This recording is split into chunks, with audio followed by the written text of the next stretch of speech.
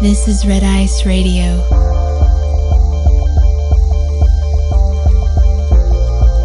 From the visible to the obscure.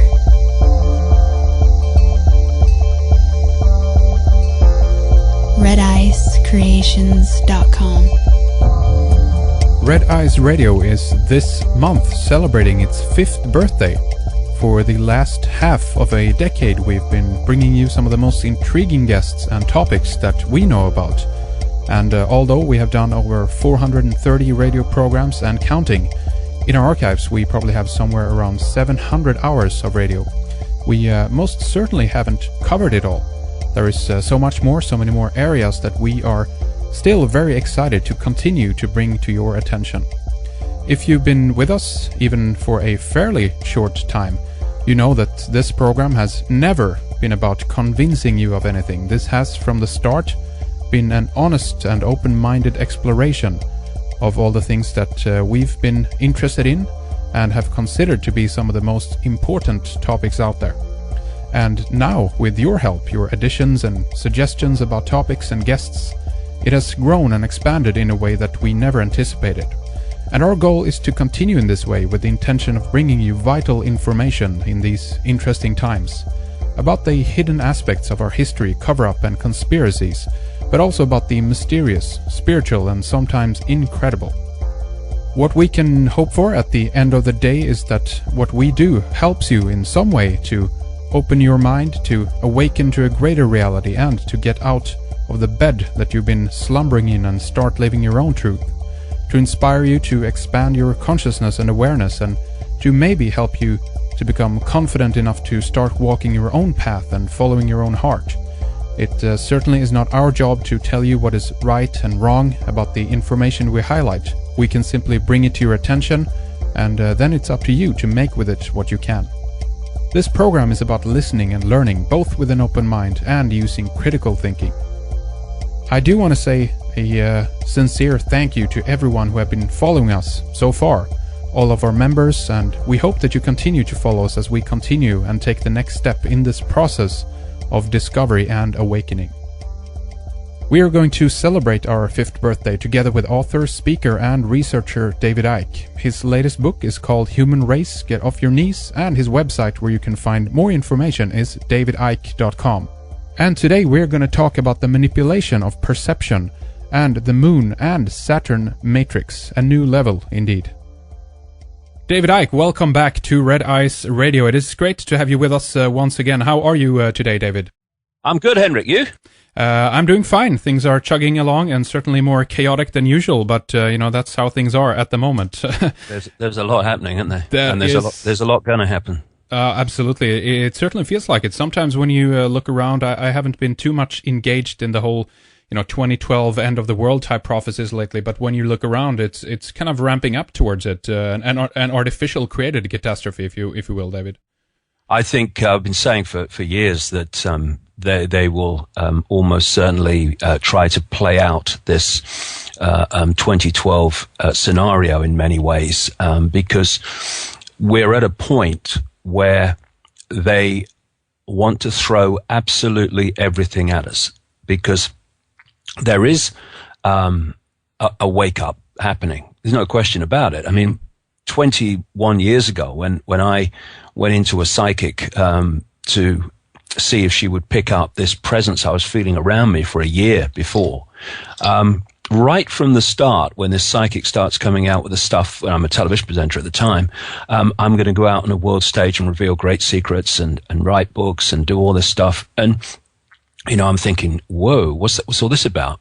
But something inside me said, go with it. This is right. Go with it. But right at the start, it was the theme of what I called my first book, actually, when I wrote, trying to work out what the heck was happening to my life back in 1990, called Truth Vibrations. And I called it that because what I was told right at the start was that there was a vibrational change coming that was going to act like basically an alarm clock to a comatose, sleeping humanity.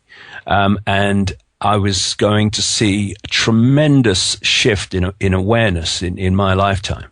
And the other thing that I was told it was going to do was bring to the surface all that had been hidden from us. And of course, 21 years ago, there's absolutely no evidence of that at all. But look now. I mean, what do we know that we didn't know 20 years ago, 10 years ago, 5 years ago, even a year ago? Right. You know, this is breaking. And where I'm going with this in terms of current events is in many areas, in wars, in economic collapse, in manufactured geological events, not that necessarily all are, but some definitely are. And they are throwing everything they can at us, with more to come, to try to get us into a state of constant anxiety, constant fear, constantly worried about what's going to happen next. And what that does, it pulls you into a density. It pulls you into a more dense vibrational, energetic state, consciousness state, and thus makes it more difficult to tune in, to sync with these, what I call truth vibrations, which is basically another information construct that's coming in to replace the old one. We're at the cusp of it. And some people are still tuning into the old information construct on which the whole control system is based and all the enslavement of humanity is based. But others are opening their minds. It's literally that, opening your mind to a greater vibrational state or reality. And then they are starting to tune in to this incoming information construct that's coming in to replace the old one.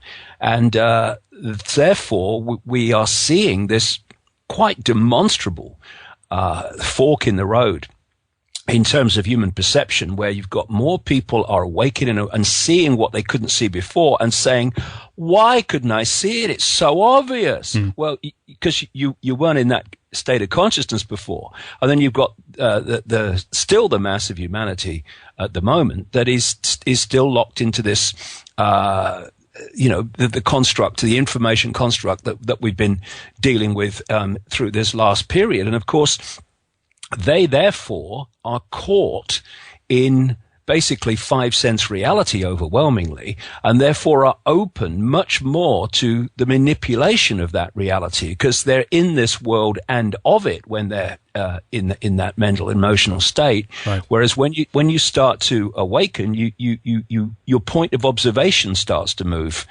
and you're looking literally from the top of the hill, if you like, or symbolically from the top of the hill, instead of actually being in amongst it.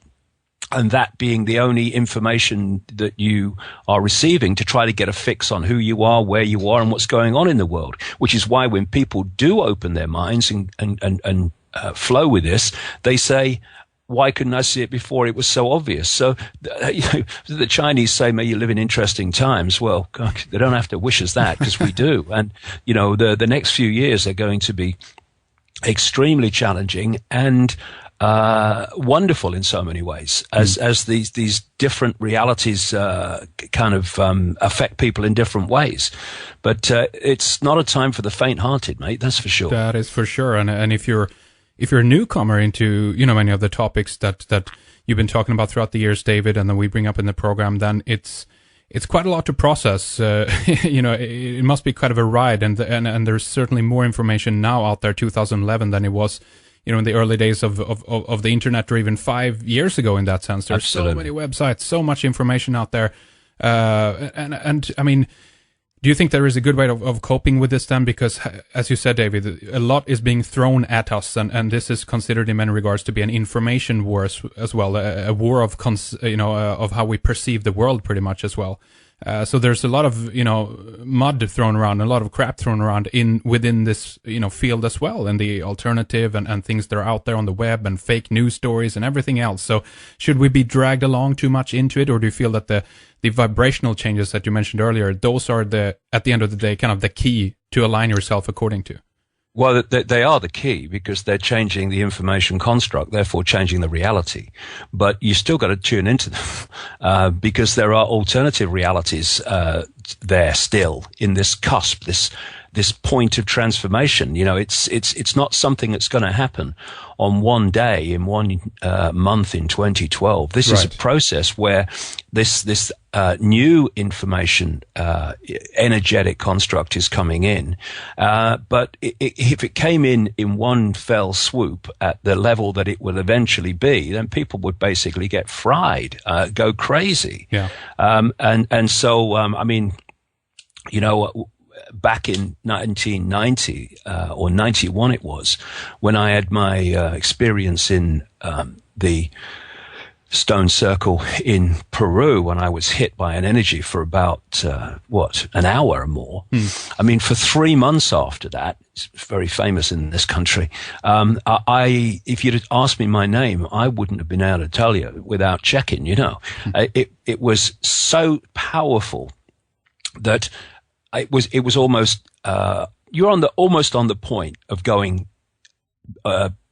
beyond sane, if you like, because it was like so many keys on the computer symbolically were being tapped, so much was being downloaded that, you know, the physical forms still got to cope with that. And so this is a process where it's getting more and more powerful, therefore affecting more and more people, because the more powerful it gets, the more it's going to eat away at the density, what I call the bubbles that so many people live in, where they're operating on such a small area of their multi-level infinite awareness that, you know, basically, as I said earlier, the five senses is their foundation for how they see everything. And of course, once you're in that state, then where do the five senses look for information to get a fix on who they are, where they are, and what's going on in the world? They look out into the media, out into the education system, out into mainstream science and all that stuff. So once they're in that bubble state and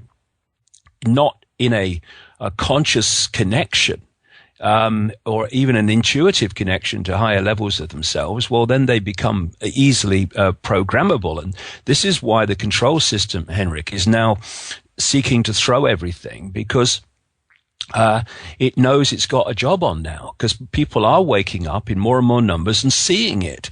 And you're right, you know, there is so much disinformation being thrown around to try to create diversions and cul-de-sacs for people, even within this whole area of researching the conspiracy and all the rest of it. Sure. And it's like someone said once, they stood in the library at Oxford University, which has kind of unbelievable number of books. And he said, no one could read more than a fraction of these books in a lifetime. The trick is reading the right ones. That's right. Yeah. And in terms of this information we're talking about, it's easy to manipulate for many people the intellect, if you like. It can give you names, dates, places, and sound credible, but it can be total disinformation. In fact, as you well know, the best disinformation is not 100% untruth, because that's much more easy to see through. It's like 70, 80% true, and then the spin of the 20%, which takes you off the trail. And so it's the intuition, I would say, that we need to be pulling in, that level of us that's connected to that symbolic part of us on top of the hill looking down. The intuition where you, I don't know, it sounds right, but does it feel right? What do you feel about this? What does your heart say? And I've gone through the last 21 years filtering information like that. You know, one guy said to me once, he said, "You've quoted a disinformer in your book, but you've only quoted the bit that's true. How do you do that?"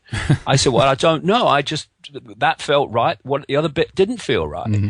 And this is the great lost genius of humanity that's been closed down because we have been manipulated into the intellect, the left side of the brain overwhelmingly, which sees everything as apart from everything else. It wants structure. It's about language, and it's ludicrous often version of logic.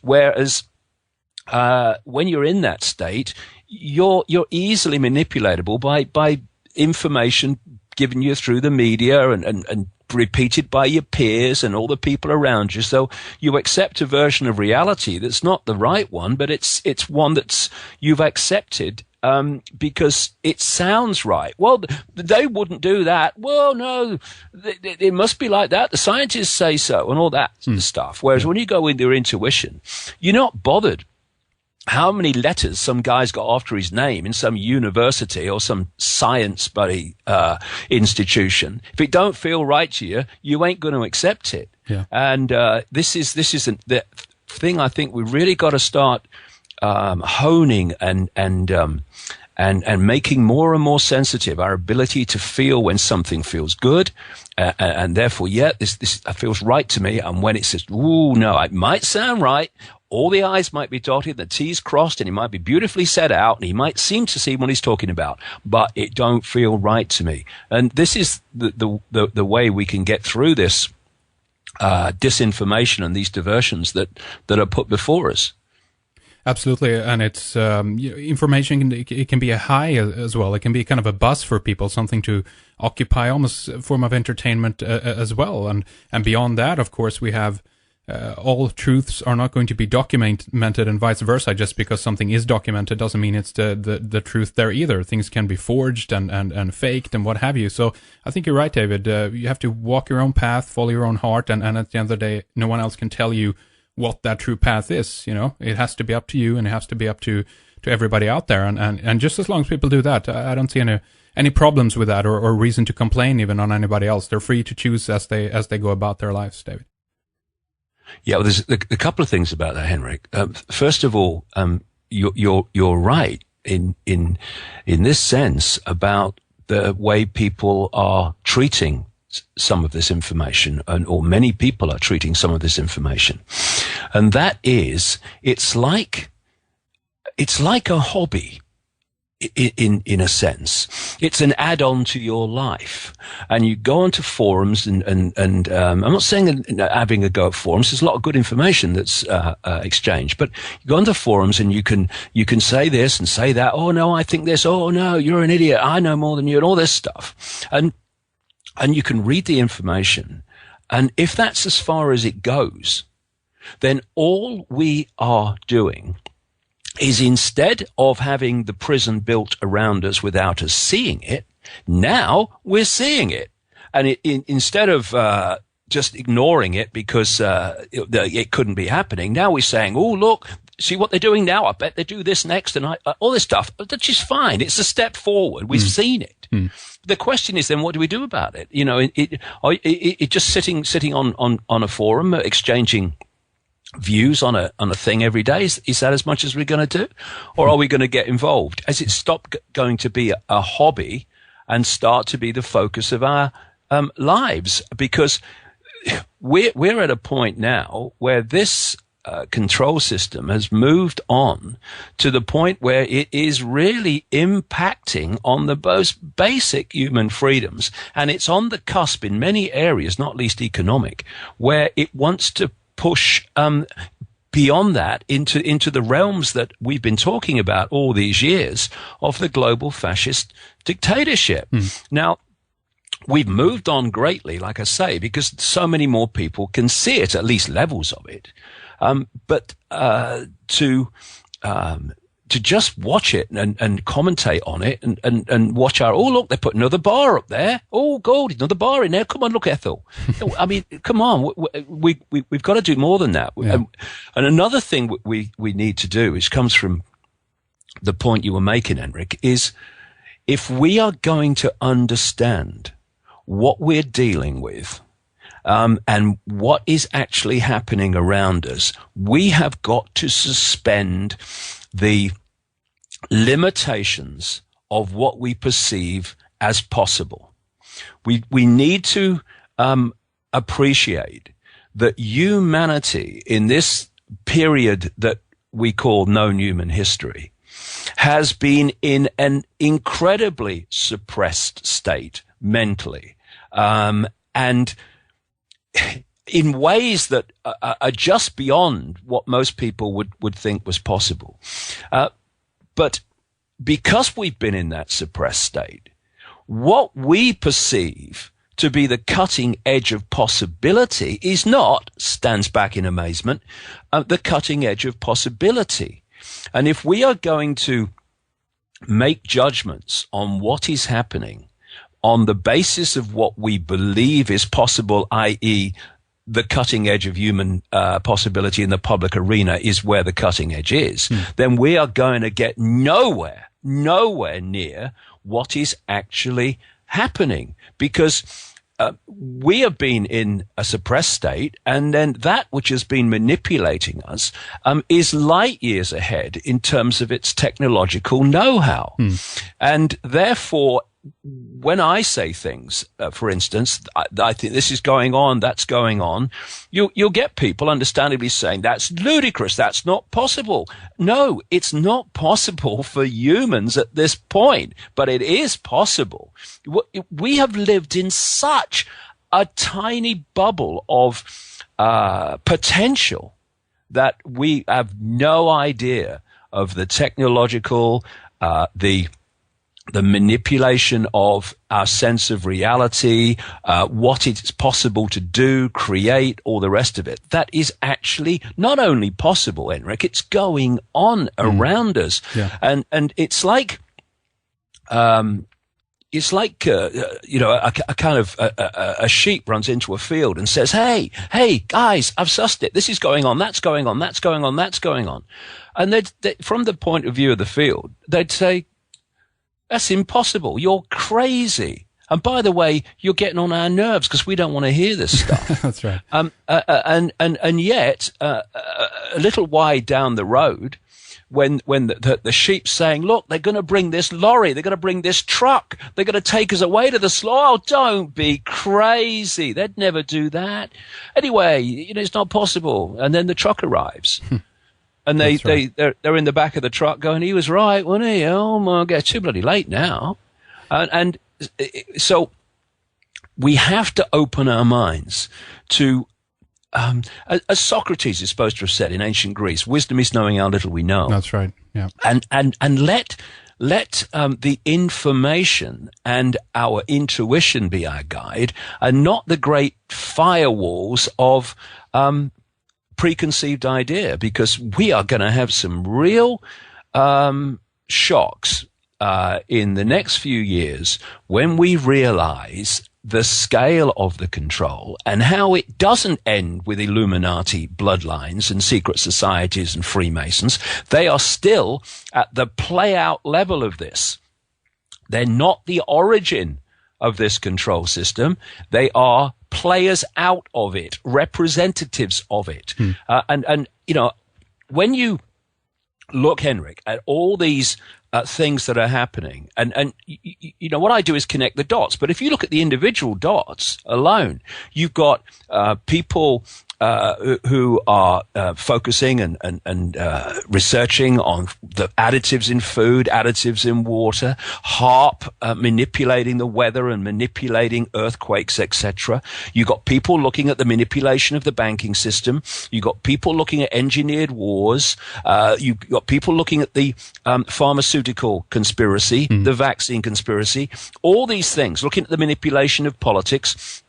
On and on and on it goes. And that it's all happening in this coordinated way. Do we really believe that that's being orchestrated by men in dark suits and a few women sitting round a table discussing what do we do next? This has been this conspiracy, this unfolding conspiracy, projects decades and more forward. This is why some people who have had access to the conspiracy, or at least they had information access to it, as on the inside, have been able over the years, like Aldous Huxley and Brave New World, etc., to write these prophetic novels, which have shown now to how did he know that? Because he had access to the projected agenda, and we are going to find that. We as a human race have not only been suppressed, but our reality has been manipulated on a massive scale. The moon's involved, and I have absolutely no doubt that Saturn's involved, and that there were incredible, not millions of years ago, far more recently, incredible events in this solar system that I call in my books the schism, where the planets as we see them now were not always where they are now. And absolutely, they weren't there that long ago. And the story that is going to come out of how there is that we are in a universe that is like the cosmic internet, the wireless internet, whereby if you're in a place where the wireless internet is, look around you, where is it? You can't see it. But you get a computer and tune it into the wireless internet, and you on your screen suddenly have access to a whole collective reality that people in America, Sweden, South Africa, England, Asia, almost anywhere apart from places like China, can access the same collective reality. And yet a few seconds ago, before you pressed enter, where was it? Now it's on your screen. And what I like very much is this whole area of research regarding the electric universe. Yeah. And on one level, it is electrical. Of course, we have this electrical level of the universe, which is a massive kind of revelation of understanding, in my view, and we have electrical activity in the brain. We have electrical activity in the body in general, electrical activity in the heart.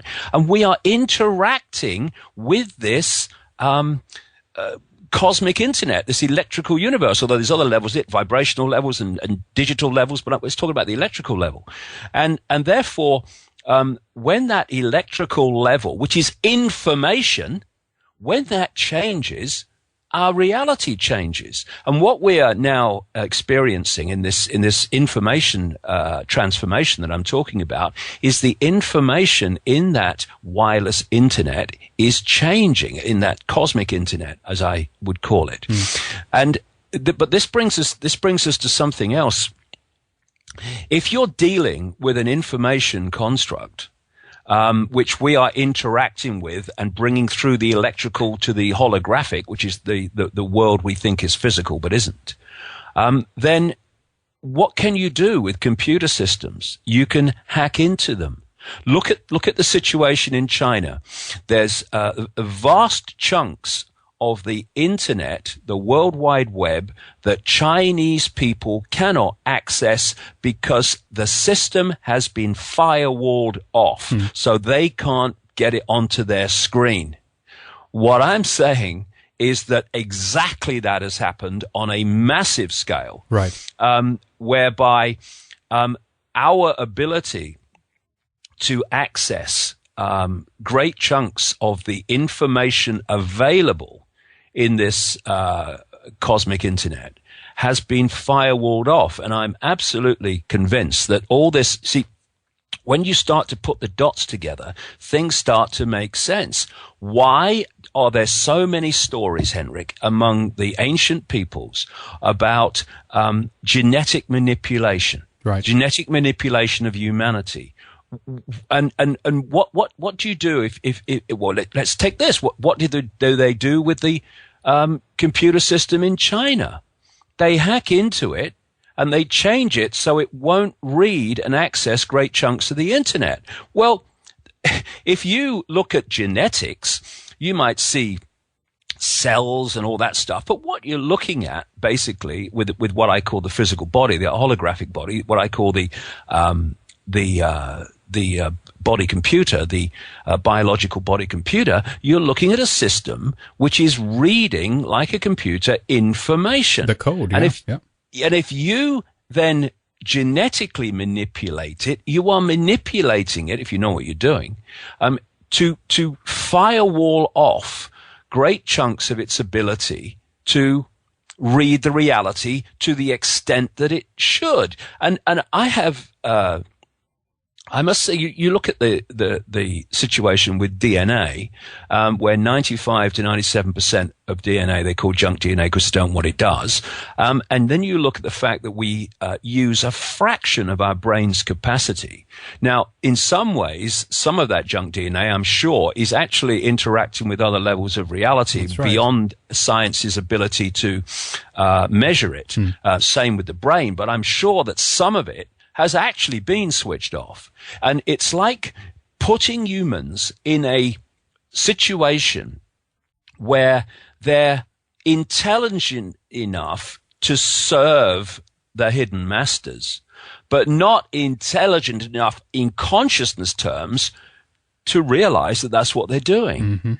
And this is why this information vibrational change is awakening people to be able now more and more to actually cope with the concept that that's what's going on. And, I'm sure that Saturn is very much a massive broadcasting operation. And it's, I think, in league with what's coming out of the moon and probably other things too, we don't know about yet, has created what I call this moon matrix, which is like hacking into the system so that we do not either receive or decode a range of information that we would normally do so, that would give us a completely different view and perception of reality. And if people think that's kind of far-fetched, that could happen. I was reading a really mainstream scientific magazine in Britain a few months ago called The New Scientist. And it was saying that since the American television system switched from analog to digital, scientists are in a race against time before those analog frequencies are sold over to mobile phones and all the rest of it they do, to see areas of the universe, whole galaxies that they couldn't see. And this was the quote in the magazine. Prior to the switchover, naturally occurring radio waves at frequencies between 700 and 800 megahertz were obscured by analog TV signals, preventing astronomers from investigating the universe using this band. That's right. The freeing up of this bandwidth is a once-in-a-lifetime opportunity to see galaxies in this range. So they, i.e. we too, couldn't see whole galaxies because people were watching the television, you know? And then you take that forward into the realms of technological possibility that I'm talking about in terms of what these ultimate manipulators have, and you start to see that what I've just described about the firewalling off and the hacking into the information construct to stop us getting access to vast amounts of it that we would is perfectly feasible. This is another thing, Henrik, that I saw in a mainstream magazine. Said this: the scientists have conceived of a space-time cloak which manipulates light and, in essence, conceals whole events from a viewer. The theory is based on censoring the flow of events which we perceive as a stream of light particles, also called photons, that strike the retina. By exploiting a characteristic of fiber optics, remember, I'm talking about technology here that's available to humans. By exploiting a characteristic of fiber optics, the flow of photons can be slowed, events edited out, and stitched back together, say the team from Imperial College London and Salford University, Northwest England. Quote, a safecracker would be able for a brief time to enter a scene, open the safe, remove its contents, close the door, and exit the scene, while the record of a surveillance camera apparently showed that the safe door was closed the whole time, according to their paper.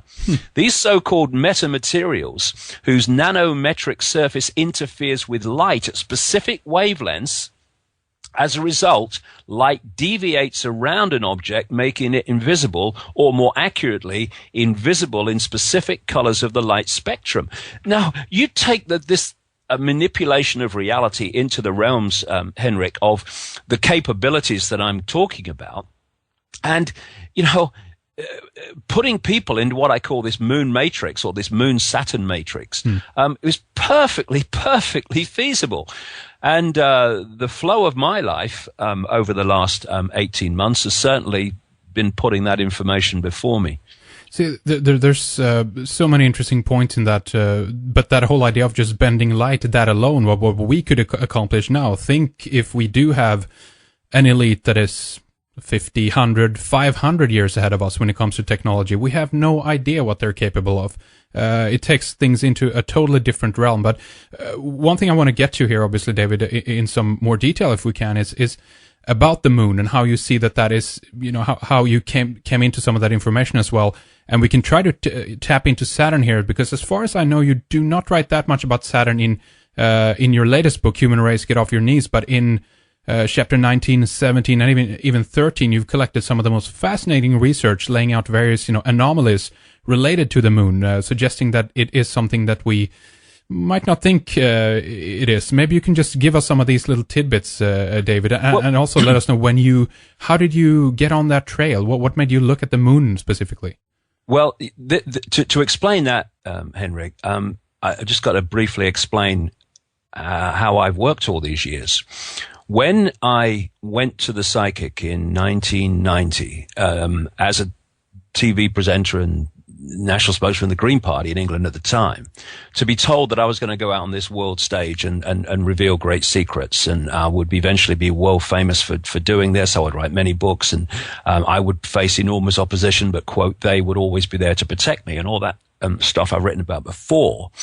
One of the key things right from that first meeting with the Psychic, I only saw about 2 or 3 times. It said, one of the things that was said to me was, knowledge will be put into his mind, and at other times he will be led to knowledge.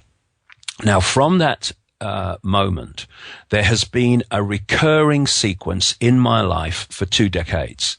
And that is that in the early days, when I was still kind of what's going on, I would be given knowledge through incredible synchronicity of things coming into my life, experiences, meeting people, coming across books, coming across this document or whatever, having this experience. But after a very few short years of that, this other sequence kicked in. And that is, first of all, I get this, if you like, insight out of nowhere. And from that moment, information, like physical information, if you like, regarding that subject starts coming into my life. Mm-hmm. And this happened with the moon, because when I started out to write Human Race, Get Off Your Knees, I was not intending to write anything about the moon. And I came in one morning, must be about 18 months ago now. And I sat down in this chair, and the energy in the room changed. And of course, after 20 years, you get to know the sequence. The energy, the atmosphere changed. And I thought, here we go. And clear as anything through my mind, it just said, the moon's not real. The moon's not what you think it is. And I thought, all right then. Because I've been through this sequence so many times, it's like, okay, well, we'll go with this and see where it goes. Mm-hmm. So I put in a few key words into a search engine, and immediately up before me came a book called Who Built the Moon by Christopher Knight and Alan Butler. So I thought, well, let's make a start. I'll read that. So I sent for it, read it very quickly, and it absolutely was pointing in the direction of what I'd just come through my mind, if you like. And you know what it's like? It very much going back to what I've just been talking about. When you come into this world, you tend to accept that what is here is how it is. This is how things are, mate.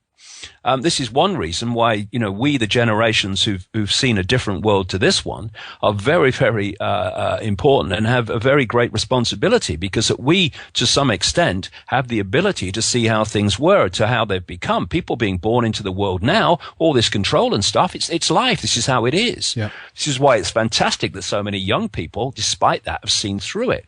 But the classic is the moon. The moon comes up, it goes through its sequence every month. And, well, it's the moon, mate. Oh, it's the full moon tonight, look.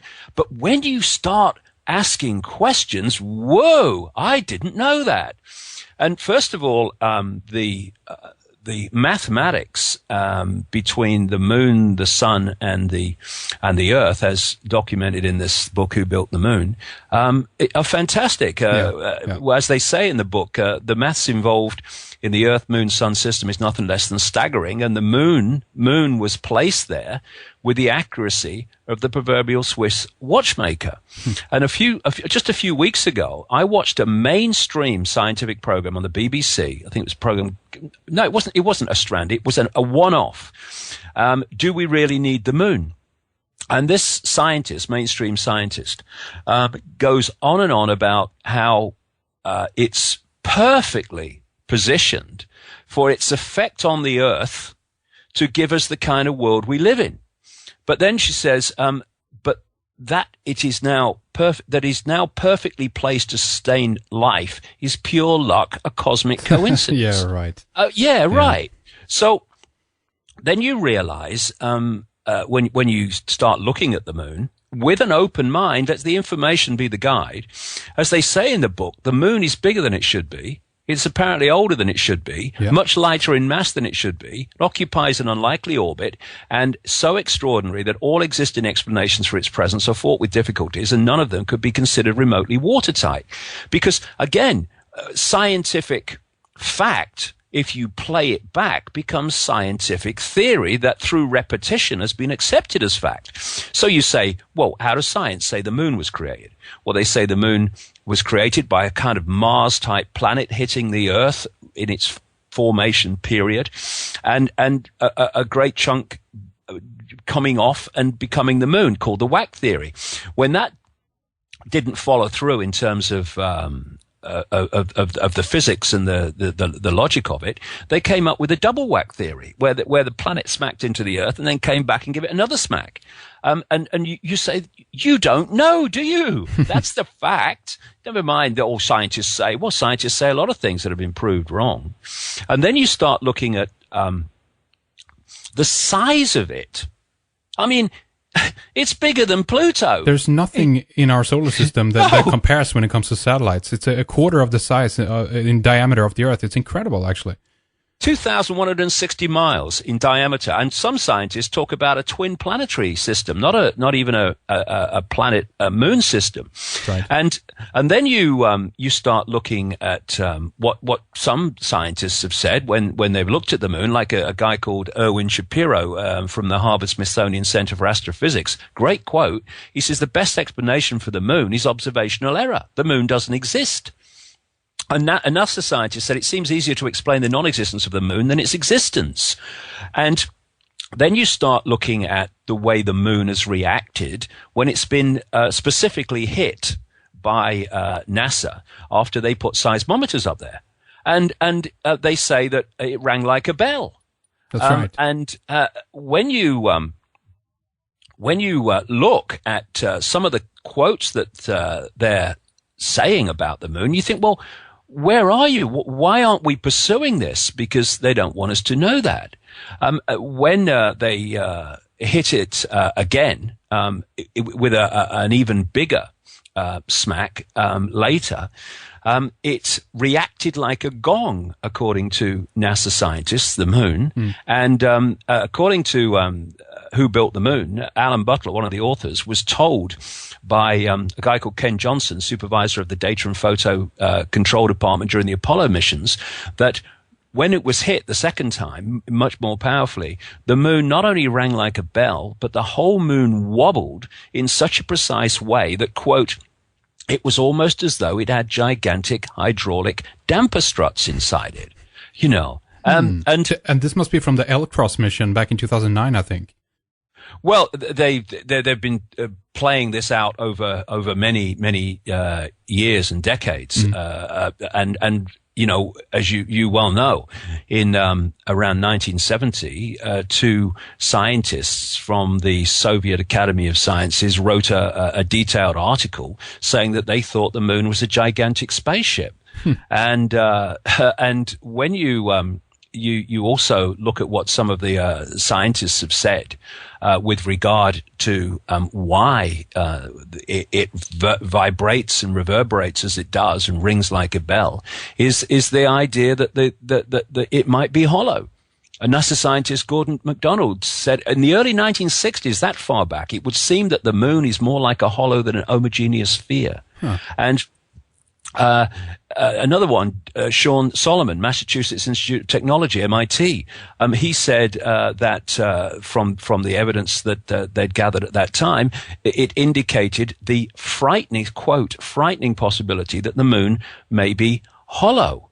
And as Carl Sagan, the great cosmologist, said, a natural satellite cannot be a hollow object. And for me, you know, again, when you can go on the internet, on YouTube, and see people like Sergeant Carl Wolf speaking from his experiences when he was a photographic engineer at the Langley Air Force Base in Virginia, of course, CIA, where he talks at the National Press Club was in Washington some few years ago, where he's and others are telling of their experiences inside the system, inside the game, if you like, of how they saw things that the public's never been told about. And of course, Sergeant Carl Wolf talked about the fact that he went over to an area in the Langley Air Force Base where he needed to do some repair work. And he was in the area where they were putting together what he called mosaics, you know, like pictures from different passes of the moon, over the moon, and then they were putting them together to make a whole picture. And he said that the guy over there showed him pictures and said, we found a base on the moon. He said, I saw the base on the moon and many other strange structures, like incredibly high, almost like towers, obelisk-like towers and domes and what have you. And other people talked at that event in Washington about how NASA was airbrushing out these things before pictures were released to the public. And it's very clear that there's a lot of activity on the surface of the moon. But what I'm saying, Henrik, is that's one aspect of it, yes. But what's the real key is inside the moon. Because inside the moon is where it's all going on. Of course, there are things on the surface. Inside is where it's going on. And do you believe then that sorry, David. Go ahead, mate. Do you believe that it's are we talking about a technology being, you know, broadcasted, emanated from the moon to planet Earth, or how do you perceive that to? Yes, absolutely that. Yes, and I think it's connected in that to Saturn. And what I found interesting was a year after this book came out, where I said that the moon was broadcasting a frequency field, which was having two effects. Part of it was blocking information we would normally decode, and the other thing it was doing was giving us information to create a false reality. You know, in the Matrix movie, if you change, you know, when Morpheus is explaining the facts of the Matrix to Neo for the first time, if you take the quote and just put moon inside it, you pretty much got where I'm going with this, because the quote was, the Matrix, what I say, the moon matrix is everywhere. It is all around us, even now in this very room. You can see it when you look out your window or you turn on your television. You can feel it when you go out to work or when you go to church, when you pay your taxes. It is the world that has been pulled over your eyes to blind you from the truth. And that's what I'm saying this moon matrix is doing. And like I say, what I found interesting was when had obviously written a book. It had come out, and just like, I think it was about 2 months ago. It's been out about 9 months now. I got this email from a lady. I think she was in Brazil, and she said, "Have you read a book called Earth by Barbara Marciniak?" Now, I met Barbara Marciniak back in the 1990s. She became well known in that kind of arena for channeling information from what was said to be a Pleiadian source or a Pleiadian consciousness. So that's what was said. And she produced some books. An excellent one, I thought, called Bringers of the Dawn. But the other one, called Earth, I'd not read, even though, funnily enough, I had it on my bookshelf. So what she said was, here's some page numbers. I've just read your book, Human Race Get Off Your Knees. Here's some page numbers. You'll be interested to read this. And this is what those page numbers said. It was a channeled book, and basically explaining what was going on. And basically it was about how a large group of people have come at this time to help make the change and help ease out this control system. Well, this is what it said. The moon is a very powerful electromagnetic computer.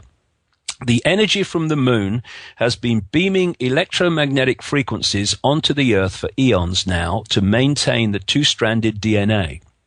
The moon is a satellite that was constructed. It was anchored outside Earth's atmosphere as a mediating and monitoring device, a supercomputer or eye in the sky. Earth must be owned by those who dwell there. However, it is not.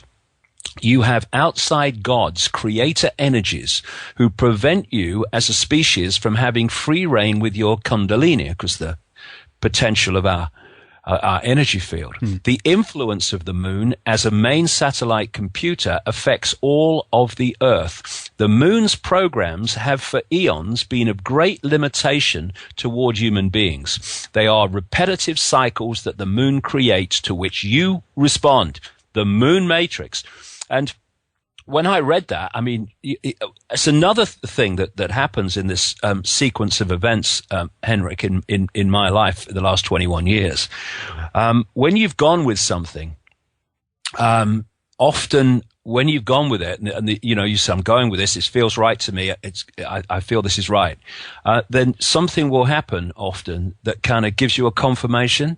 Yeah. Just says, yeah, see, look, it is right. And that's what I kind of hit me when I read that, because what I've just read from that book is, as you will know, it's in what I'm saying in my book. And it was such a powerful kind of confirmation for me that we're going in the right direction here. Not that everything is 100% right. We're trying to uncover something doesn't want to be uncovered. I mean, crikey.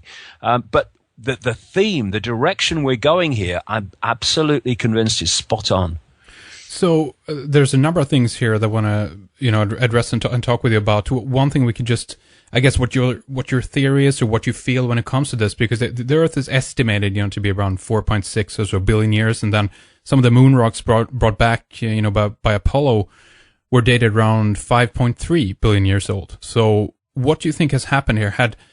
One theory I've heard is that the moon might have actually been sort of towed into place. Another theory is that it might have been built on the spot, like the Death Star or something like that. But where do you stand on that page? Well, my jury's out on that.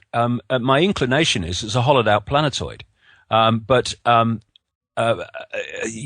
we've got to kind of, I think, leave that on the boiling pot, because we got to first understand where the level of capability is that we're actually dealing with. I mean, what are these people capable of? I mean, to hollow out a bloody planetoid, I mean, that's fantastic enough. Sure. Construct it from scratch, it's even more fantastic. But I tell you what, it's interesting on that hollowing out, because the Soviet scientists who wrote that article saying they believed it was a hollow. They talked about it being a hollowed out planetoid, and they explain. I quote in great detail in the book, but they talk about the fact that they say it was hollowed out. And it's interesting. People like a guy called Dr. D.L. Anderson, professor of geophysics and director of the seismological laboratory at California Institute of Technology, actually said, because the way the moon's put together, the moon is made inside out. And interestingly, I then called my great friend in South Africa, Creda Mutwa, the nearly 90-year-old now Zulu shaman, who was initiated into this hidden knowledge like 50, 60 years ago. And I didn't say anything to him. I'd come by this point to the conclusion that what I'm saying is the way we're going with this. But I never told him any of this. I just called him and I said, can you tell me any Zulu or African legends about the moon? And he said, yes, we say the moon is an egg. Now, of course, your anthropologists turn up from mainstream science. They go, they're primitive people who think the moon's an egg. Well, actually, that's a bit more than that. The reason they say it's an egg, interestingly, is they say it's been hollowed out. And then he told me one of the Zulu legends about the moon. And he said that the legends say that the moon was brought here hundreds of generations ago by two brothers, Wawani and Umpanku, who were leaders of the Chitahuri. Now, the Chitahuri is the Zulu name for the reptilians, the children of the serpent. And he said that the two brothers, Wawani and Umpanku, were known as the water brothers and had scaly skin like a fish. The legends say that Wawani and Umpanku stole the moon in the form of an egg from the great fire dragon and emptied out the yolk until it was hollow. They then rolled the moon across the sky to the earth and caused great cataclysmic events on the earth when it arrived. And so you look at that, and I, of course I'm sitting here, I'm thinking, whoa, when you're looking at I find it very compelling, Henrik, when you look at these ancient legends and these myths, and then you look at the science that we know anyway, and they start to sync. And there are so many anomalies with regarding the moon. It's too big, too far out to be a natural satellite of the Earth, so they tell us. Why the moon has very shallow craters, and it seems that the depth of the crater does not kind of sync with the size of the impact. And what these scientists were saying, these Soviet scientists, they said the moon had to be constructed to survive going through all the impacts and all the battering that it would obviously get. And he said that they reckon that there's an outer protection covering of about 2.5 miles, something like that, 2.5, 3 miles, something like that. They said in 1970, which is to absorb the initial impact, and then from that 2 miles, 3 miles, whatever it is, outer protection, there is then, they said, a 20-mile, in their estimation, solid impregnable barrier. And the indication was that when the moon's hit by something, it impacts upon the immediate outer protection, which is softer, so it kind of muffles the blow a bit, right? Yeah, and then, but it can't get beyond this 20-mile impregnable shield, and then inside that, there you have. And probably it was definitely on the surface and at other levels too. You have what's actually going on there, and the technology that's actually shooting out these various frequencies to block information and to give us information which we decode when it's a fake reality, a moon matrix, and it's something that we're going to have to look at, because the evidence is going to continue to come out that's going to make us look at this. I mean, when I was writing the book, Henrik, I turned on the television to see that NASA was bombing the moon. What's all that about? Oh, we want to see if it got water. How much did that cost to bomb the moon to see if it's got water? And then last August, I was with Craig Mutwa, funny enough, in South Africa, and there was a news story a mainstream news story where NASA said the moon is shrinking. They found these ridges all over it, which they say indicates that the surface is coming together. It's shrinking and causing the land to rise up in these ridges. There's so many things about the moon we don't know about, and I'm sure that we're going to have to really look at this seriously, at how we're being manipulated via the moon. In fact, have you ever seen that I'm sure you have, that American film called They Live? Oh, yeah, of course. Yeah. Well, you see, for people that haven't, it's a story that came in the 1980s, but it was set about now, funnily enough, a bit in the future.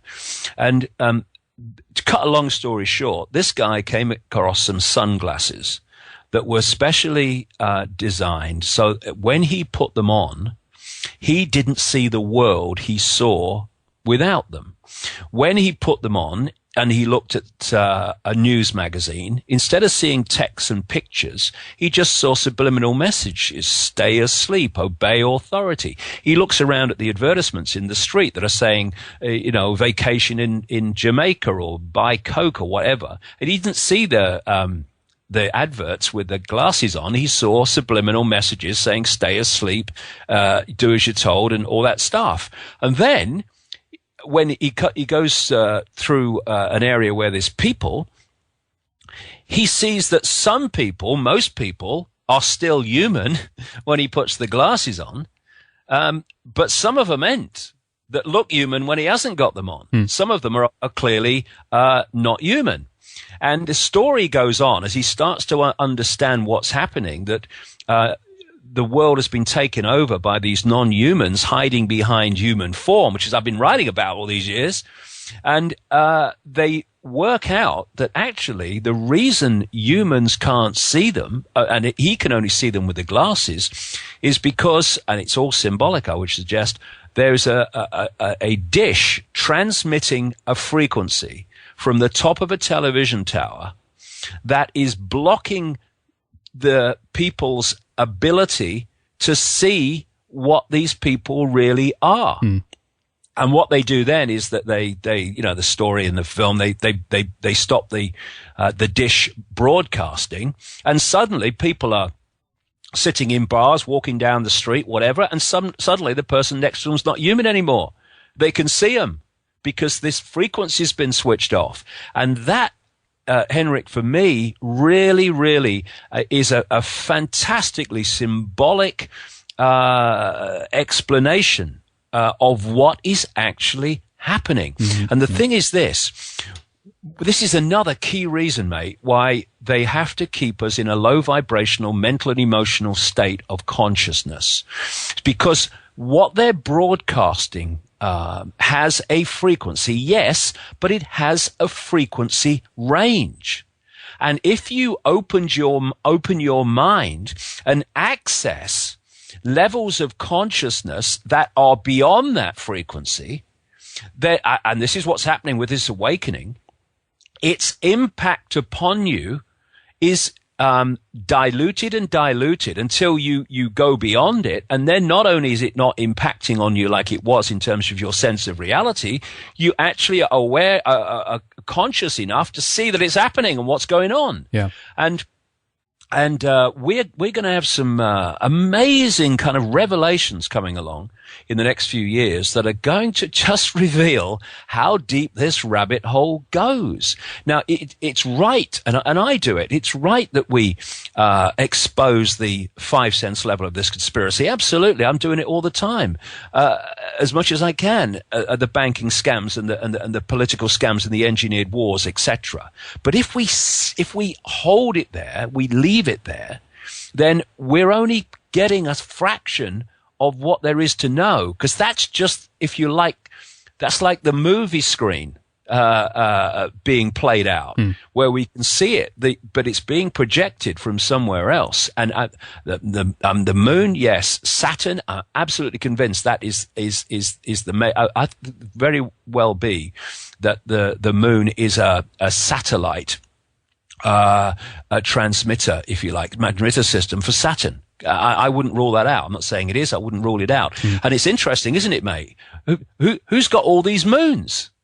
Yeah, Saturn. exactly. Saturn. Got more than 60 in it. I was reading today, and I mean, so, you know, these are little bits of information, but they're eventually going to be added to so that we can actually link these dots in an even more profound way. And where does it go from there? You know, when you're dealing with all possibility, where does it end? But we've come a long way in the areas that we're talking here about, Henrik. We've come a long way from it's a few people sitting around a table wanting to take over the world because they're just greedy.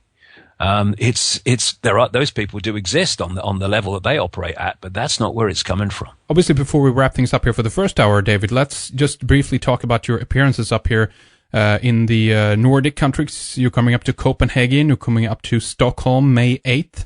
Our friend Peter Pettersson from anarchos.se is putting this one together as well. I was at the conference last year in Gothenburg, also put together by him. Really good one. And for people who want to have tickets, obviously, and more information about your lecture in Stockholm on May 8th, again, just go to anarchos.se. I will have this linked up on the website as well. But then you're coming to Copenhagen. Is that before or after Stockholm, David? Yeah, if people go to my website as well, they'll get all the places I am, because I'm in a lot of places this year. First of all, I'm leaving in a couple of days. I'm going to speak in Germany, in Bavaria. Hey, Bavaria! How about that? We were there recently. Actually, it's a lovely place. You're not going to Ingolstadt, are you? No, it's I've been there before to Berchtesgaden to look around that area, but there's so many things have come out of Bavaria: Bavarian Illuminati, Henry Kissinger, the present Pope, Goldman and Sachs. Those families both came from that area, and so it's a very important place. Not least because, of course, it was the fiefdom of the Rothschilds, and that created the Rothschilds when they changed their name from Bauer to Rothschild, Red Shield. And so it's a very important place, Germany. And then I'm going to Rome the next weekend. I'm going to speak there, and then I'm coming to Stockholm. Quite important city too in the scope of things. Yeah, absolutely. It's funny the way the two have synced, because I don't select that. You know, people come to me and say, "We'd like you to come and speak here," and I say, "Yeah, I'll do it," or "No, I can't because I'm doing something else," or whatever. But it's interesting that Bavaria and then Rome have synced like that, one weekend after another. Then I go up from Rome to Stockholm. Well, I haven't spoken for a long time. I like Stockholm.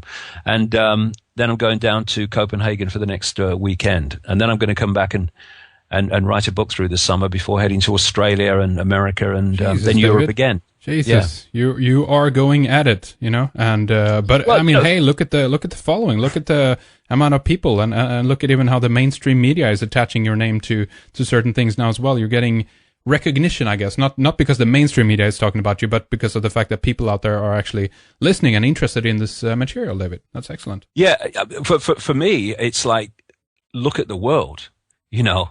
And I decided, Henrik, 21 years ago, that I was going for this. It felt right to me. I'm going for it. Some memory was saying, yes, this is what you're here to do. Go for it. And so, you know, this is my life. You know, I don't have anything else in my life apart from my family, and who are grown up now anyway. And this is me. This is me 24/7. And so I'm doing everything that I can to get the information out, because it's a critical time, as you well know. Absolutely. Because we're in a situation now where, in many ways, it is an information situation, because information leads to being able to see things in a different way.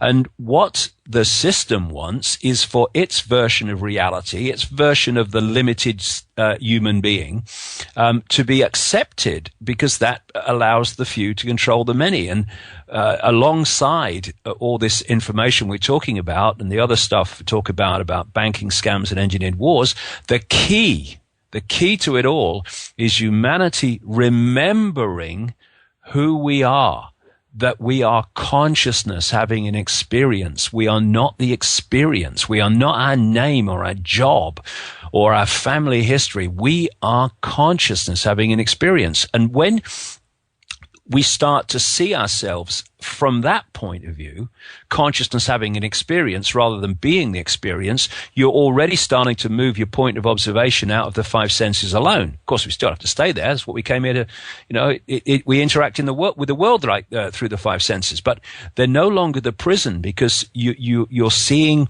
a much bigger picture just by that switch of self-identity. And that is absolutely crucial. And that's what I'm banging out all the time, because it changed my life when I changed that self-identity of myself. And it could change anybody's life, because you're no longer little me anymore.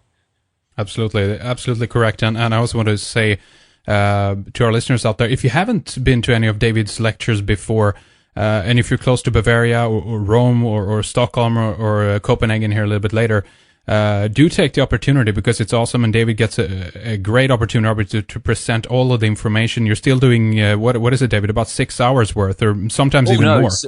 It's going up. It's going up. Of course it is. Yeah. No, it's about. I did an event in Los Angeles, which was unbelievable. I mean, it was such a privilege to do that about 3 weeks ago. 2,000 people. The audience were magnificent. The energy was incredible, and it was just a joy. I think I did the best part of 9 hours, so 8.5, 9 hours. I do it in 4 sections with about 1,300 illustrations, and I have to do that if I'm for me, if I'm going to travel a long way and people are going to travel a long way to come and see me, then let's make a day of it. That's true. That's true. Let's connect as many dots as we can here. And because I'm a dot connector, of course, you have to talk about the subject and then connect it to this and then connect it to that. So it does take some time, but it's, I love it. And, Los Angeles was a new high for me. I mean, it was just the best thing I've been involved in. Wow. Because as these truth vibrations move and become more powerful and more influential, those that are tuning into them, and of course, to come to an event like that, you are, then the energy that's being generated by that group of people is just getting more and more and more powerful. It was just a wonderful experience for me that day. Excellent. Well, that sounds like a lot of fun. And again, hopefully we can achieve something similar over here on the European continent once you're up there as well. But for everyone out there, obviously go to davidicke.com and take a look at the lectures, obviously, if you want to find out some more information about that and get a hold of tickets and so forth.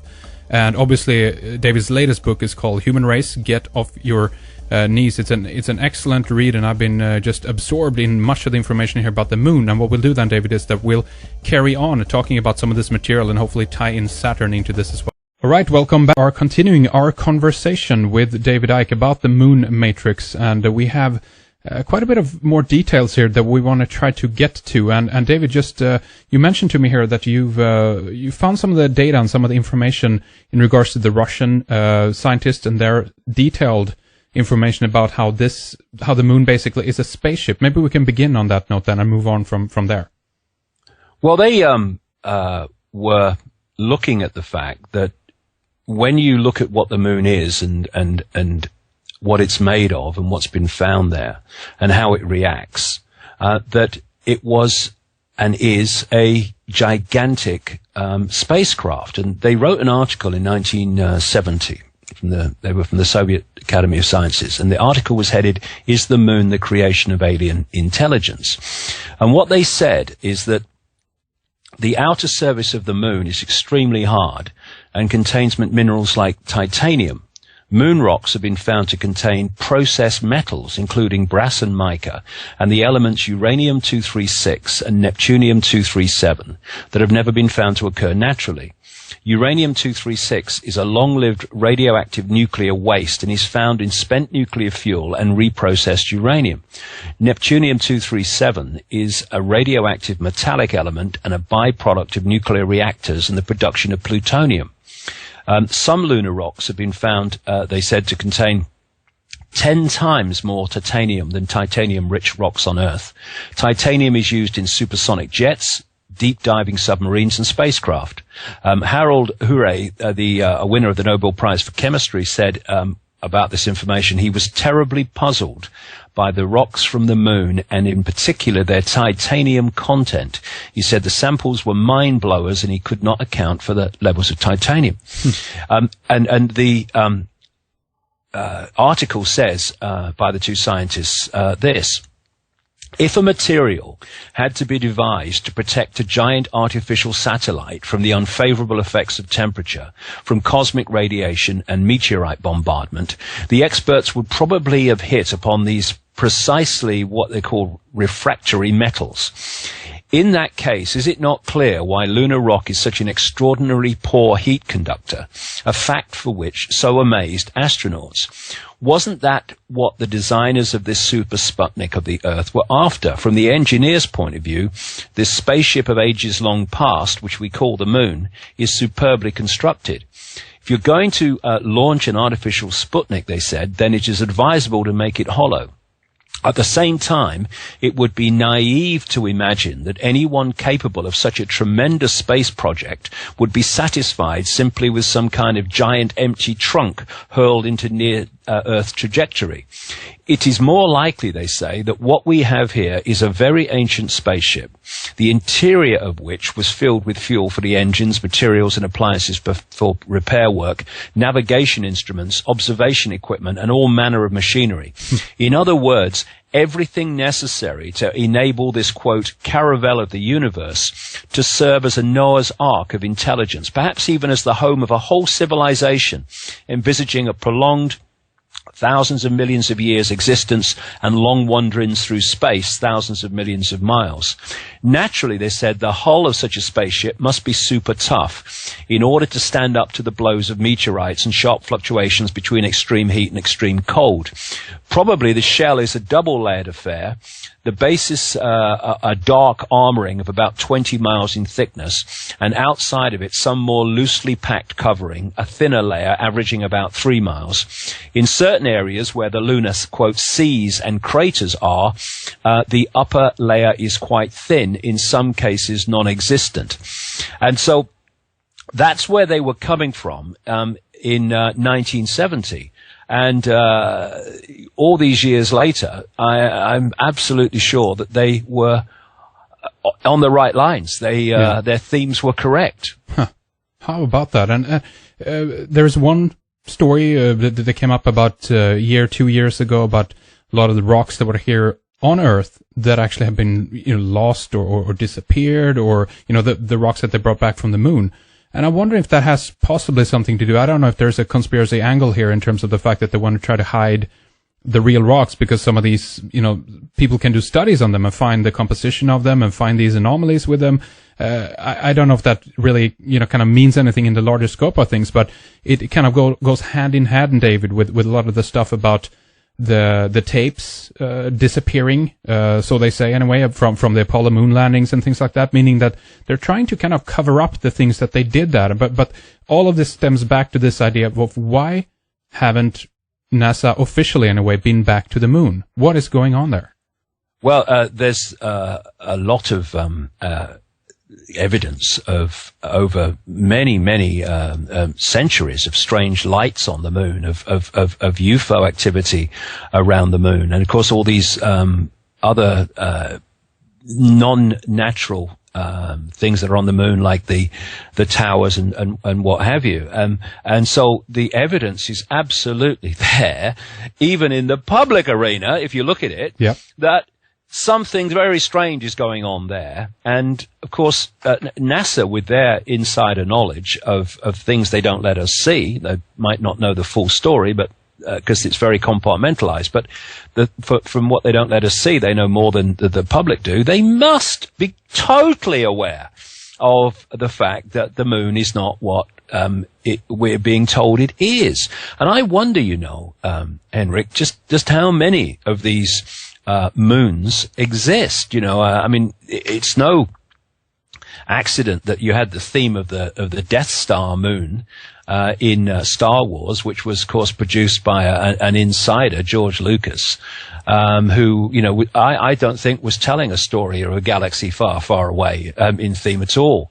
And it's interesting, too, when you look at the Saturn moon Mimas and you look at the Death Star, I mean, it's ridiculous. They're just mirrors of each other. I mean, if you just, anyone wants to go into NetFind and put Mimmoth and Death Star, Mimmoth, M-I-M-A-S, and Death Star in, an image find, and you'll see them put together side by side. And also, there's been talk recently about whether, one of the moons of Mars, Phobos, is actually a spacecraft. That's right. And there was a guy in 1963, chief of applied mathematics at NASA, called Raymond H. Wilson, who said, quote, Phobos might be a colossal base orbiting Mars. That was in 1963.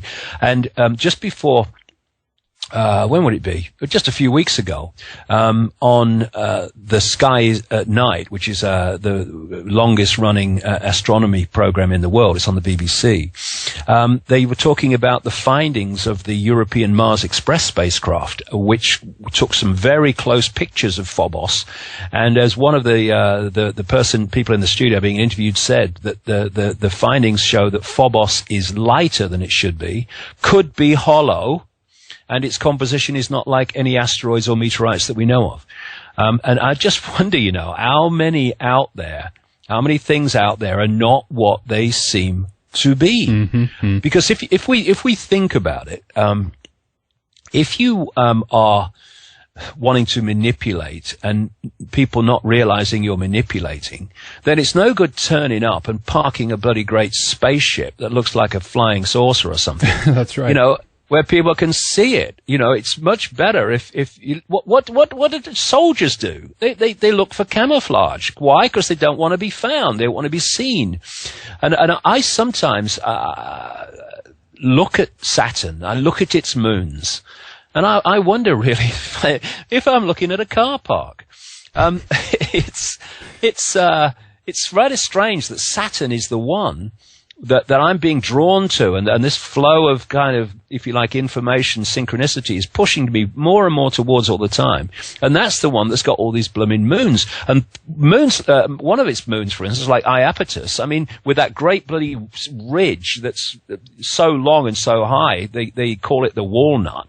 I mean, that's got, and of course one side of that is one color, dark, and the other side is white, and that's not reflection, that's the way it's made, and it's like that doesn't look natural to me, in the way that it's just appeared, being, evolved in the course of millions of years. And again, to really go in the direction we need to go, we have to suspend our sense of limitation.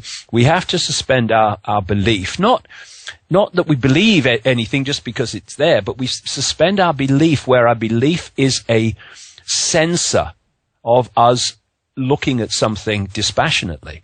I mean, a few years ago, they found this enormous, NASA announced they'd found this enormous ring around Saturn, millions of miles out, that's so big that I think, is it some fantastic number of Earths would fit into this ring. Some astonishingly great number of Earths would fit into this ring. And suddenly they found a new ring around Saturn, massive, millions of miles out. What else is there to find? Yeah. That connects it? Because I see, when I look at Saturn, Henrik, I see a massive broadcasting system. Right. That's what I see. Right. And they say, that, the rings are full of ice and all that stuff. Well, what if that ice was crystal? I mean, It's a receiver then, actually, in one sense. I mean, it looks like a satellite receiver. Yeah. Receiver transmitter. And I'm sure that what the moon is doing is almost like a subordinate to what Saturn is doing. And then, it's no accident, mate, that they named that planet Saturn. After the Roman god Saturn, and who's of course Kronos in Greece, and the same figure under another name is found in Babylon, is found in Asia. They don't name these blooming planets by accident. If they want to attach to it something, then they'll give it the name that that attaches that, and to attach that, because of course our period of Christmas was the period of Saturnalia in Rome, where they worshipped the god Saturn. And I just wonder whether well, I don't wonder, I'm sure it will lead this way, that the worship of the god Saturn was actually the worship of this planet, because we don't know what's gone before in terms of the information and knowledge that was available to the inner elite in places like Rome, who were setting the people up to worship, give their energy to these various gods. But who were these gods? And I'm sure that the worship of Saturn and then naming the planet Saturn is absolutely not an accident. They're connected, because all the way through history there's been the mass of the people with one level of awareness and another inner core with a very greater, massively more advanced level of awareness, because they are connect out into this whole non-human group that is feeding them that information, because they are the representatives within this reality on this planet, if you like, of that non-human group. It takes a reptilian form, I would say, in its higher control structure anyway. And I'm sure that we're going to find that things like that the reptilians and greys are in the moon. And I wonder, Henrik, how many people who've said they've been abducted and and found themselves in a spaceship, why couldn't they have been on the inside of the moon? Absolutely. Well, why not? It actually has been a few number really, really strange accounts that I've heard. Remember, this is years ago, about people who allegedly were taken to the backside, the far side of the moon, the backside of the moon. Right. And in certain cases, very, very weird statements were involved, like, would you like to meet Lucifer? He's on the backside of the moon, kind of thing. It's like, and these were like small kids who were told these stories by, Grace and whatnot. Well, I think the immediate control structure, because I think Saturn represents a greater control structure, and I think that the Earth has a real history with Saturn going way back. Because I know some people that are researching and communicating this whole electric universe area. David Talbot, Wallace Thornhill, they've done tremendous work on the mythology of Saturn, that it might even actually been closer to Earth at one time as well. That's the point I was going to make. And I think they're right. I think that in many ways, Saturn was almost like an alternative sun. And, Saturn, the Dark Lord. What is the, astrological thing about Saturn? It's law and it's limitation and all that stuff. Yeah. And, again, we're throwing little bits of information here, little bits of dots around, but this is going to come together, and we're going to see how these dots connect, because, like I said, in the first hour, what I was told 21 years ago was all that has been kept from us was going to be brought to the surface. Well, we ain't got here and it stops. It's going to go on and on and on. And for us to go with it and get the benefits of that awareness, we have to spend suspend belief and our sense of limitation and our preconceived ideas, because we are going to be challenged. I'm up for it, big time, to go into some areas that are absolutely extraordinary compared with what we thought the world was like, and the forces that were in control of it. And Saturn's going to be a big key in this understanding. Now, do you think that Saturn, maybe even in combination with the moon, might have something to do? Well, it has, as you've been detailing already, obviously something to do with the human experience, but I'm thinking even one step further, talking about maybe life, time limitation in terms of longevity, things like that. If we think about the symbolism of Saturn again, it's the black robed Cronus, it's the judge, the lord of yes, exactly. It's death, pretty much, right? He has a scythe with him, and he even sometimes the symbol is the hourglass, meaning he's the Lord of Time, Lord of the Rings, right? So exactly, could that be it? Could it be connected? I think all that.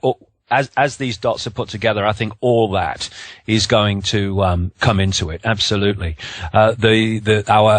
our sense of time. I mean, even look at what the moon does to our sense of time, because of its effect on the Earth. It's affecting our relationship to time. And if it was a satellite of Saturn, as I'm increasingly sure it is in some form, then that would also connect into the manipulation of time. And the manipulation of time is a fantastic, also our sense of time, because there is no time. But you get a ludicrous situation where you cross an invisible line in the ocean, and you go into tomorrow, or you go the other way and you go into right. yesterday. Right. And this is incredible. Our sense, the way our time's been constructed is ludicrous. But and it's just another prison that we're kept in. I mean, look at how time dominates our lives. Is that the time? Oh my God, I must rush. Oh, is that the time? Oh, there's no time, not enough time in the day. Oh, what time? Yeah. What's the time? All the time. This is going on, and it is helping to impact upon our sense of reality and our flow of events. And as when we look at what we call time, it's merely decoding software in a sense. I mean, when you're in a dentist and you don't like the dentist and you're sitting in the waiting room, time can seem to pass very slowly. That's right. Or in the dentist chair, even slower. Yeah. But as Einstein said, if you're in the company of a beautiful woman, time can pass very quickly. Why? Because our brains are taking sequences or taking events and decoding them into a sequence. Particularly the left side of the brain does that. And the quicker it makes that sequence move, the quicker time in our experience appears to move. The slower the sequence happens, the quicker, the slower time seems to pass. And what is impacting upon that sequence time speed is our own sense of mental and emotional state, which is impacting on the decoding way it's decoded. And so we're locked into this illusion of time, which is in many ways totally impacting upon our age or our aging process, because we observe people going through a sequence. And it's a very short sequence compared with what it used to be before these guys hijacked the show. And we see people go through a sequence of what the Bible calls 70 years and 10. And therefore we can lock into that software, lock into that perception, and therefore follow the software through the program. And for me, in some of these ancient accounts where they talked about humans living what would be today amazing ages, I think they were probably true, because we are capable of staying in holographic embodiment for almost amazing amounts of what we call time. But we don't, because what is happening is they want people in, serving the system, and then out before they've had long enough to suss it. How many people go through their lives, mate, and they get so far along researching a subject, and then bingo, they're out. Taken out, And it's like if we lived much longer in embodiment, we would see the cycles much clearer, because we will have seen them play out over a longer period. And even that, David, has gone, sorry to interrupt, but even that now has gone further in our society, where anybody over, I don't know, what, 35, 40 are kind of thrown out for not being young and hip anymore, if you know what I mean. Yep. The wisdom of those who have some experience are being thrown out the door, you know? Yeah, they're squeezing it. And what they want really is to bring people in, use them in the slave situation of serving this system, which is designed to get so extreme that, you know, George Orwell would wince. That's where it's designed to go if we let it. And then get the best out of them for a short time, and then boom, out. Yeah. And then other come through, and this is where this whole eugenics thing comes in. In the Human Race Get Off Your Knees, I quote a guy who was a big wig in Planned Parenthood, the Rockefeller eugenics operation, back in 1969. I tell the story in detail and then play it out through the book, because he addressed a meeting of doctors, pediatricians, I think, in America in 1969, and he asked them, when he was going to speak, to put down their pens and stop any recording equipment, because he was going to tell them where the world was going to go. And he did. And one person took notes and then went back and wrote them out. And he did a series of interviews before he died, I think in 2004, radio interviews, in which he said, this is what this guy said. And it's all there. And one of the things this guy said was coming was to deprive older people of the right medical care, because once they got to a certain age and couldn't be of service anymore, then they wanted rid of them, because otherwise it was just they were just a burden, basically. Right. And what we're seeing now, not least in America and Britain and other places, is this whole thing. We have a thing in Britain now where if the doctor decides, it's called the death pathway, can you believe? Where if the doctor decides that basically you've had it, and you're close to death, then they can remove drugs, water and food, to make you die quicker. This is official policy. And one lady had this done to her, and her daughter caused a stink, and they put her back on the food and the drugs and everything. And I think it was nearly a year later, or maybe more than a year, she was still alive. And so this whole Obama healthcare business in America is all about the same thing. And so they want to just literally turn us into slaves, where we give the most productive years and then we're gone. Yeah. And that's all part of where this is going, more and more extreme. But it doesn't have to be. We can stop it, because this is another important point. Can we stop it alone, given the technology involved? Well, probably not. But we can together on the 5 cents level, absolutely make a vast difference and bring down this house of cards. But in the other levels of this, I mean, you know, we can't fly to the moon, can we? And I was interested that in that book Earth, mentioned in the first hour with Barbara Marciniak, one of the other things it said about the moon, and the fact that the moon was had been hijacked by these quote creator gods, and that the people on a planet should have control of their planet, but they don't because of these created gods. Another thing it said, interestingly, and I've been thinking about this too for years, is that the moon itself, it said, is not the problem. It's a giant supercomputer system, as we would understand it. It's who's got control of it. And it was saying that the people who've had control of it through this period were going to be removed from it. Mm-hmm. And you know, I think it's important to stress that we humans working through human bodies are not the only level. Just as the Illuminati in human form, apparently human form, are not the only level of the conspiracy, neither are we the only level of the solution, the answer. There's lots of other stuff going on. I mean, 21 years ago, who was that told me all that stuff? And the fact that there was going to be a spiritual revolution in my lifetime, there was going to be a massive expansion of consciousness, and an enormous change in the world. And we were going to realize what had been going on.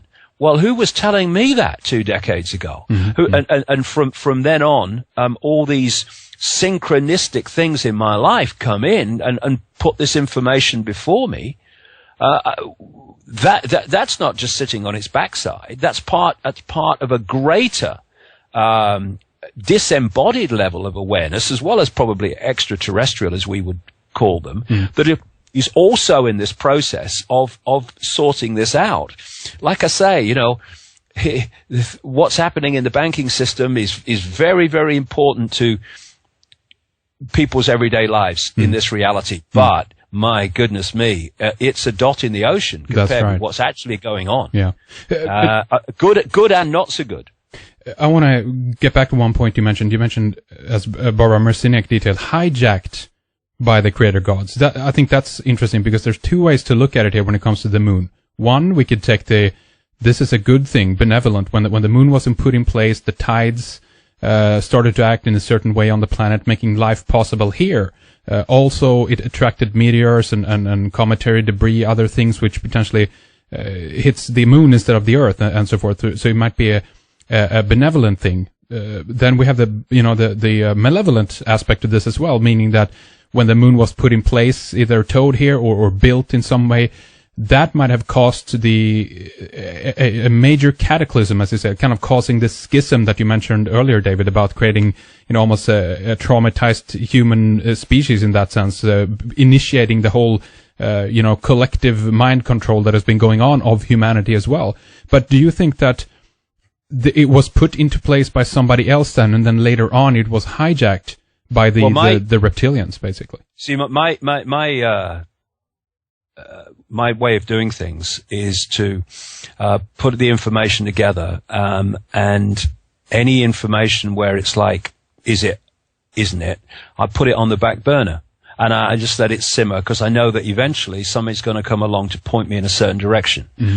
So I'm kind of open to both things, Henrik, in terms of this. I'm not dogmatic on this is how it is, and every detail is as it is. I mean, that's crazy to even think of that. Course, yeah. But what I'm saying, I'm extremely confident, more by the day, of the themes. But some of the detail, like the question you rightly put, that's on the back burner for me. Because although you can look at ancient accounts and ancient myths, they're not necessarily 100% accurate, but what you're looking at is confirmation of a theme. Right, the gist of it is there. The gist of it, the theme of it. But it doesn't mean that they're 100% right. It doesn't mean that Barbara, brilliant I think as she is, was necessarily getting 100% right of that. But the theme is there again.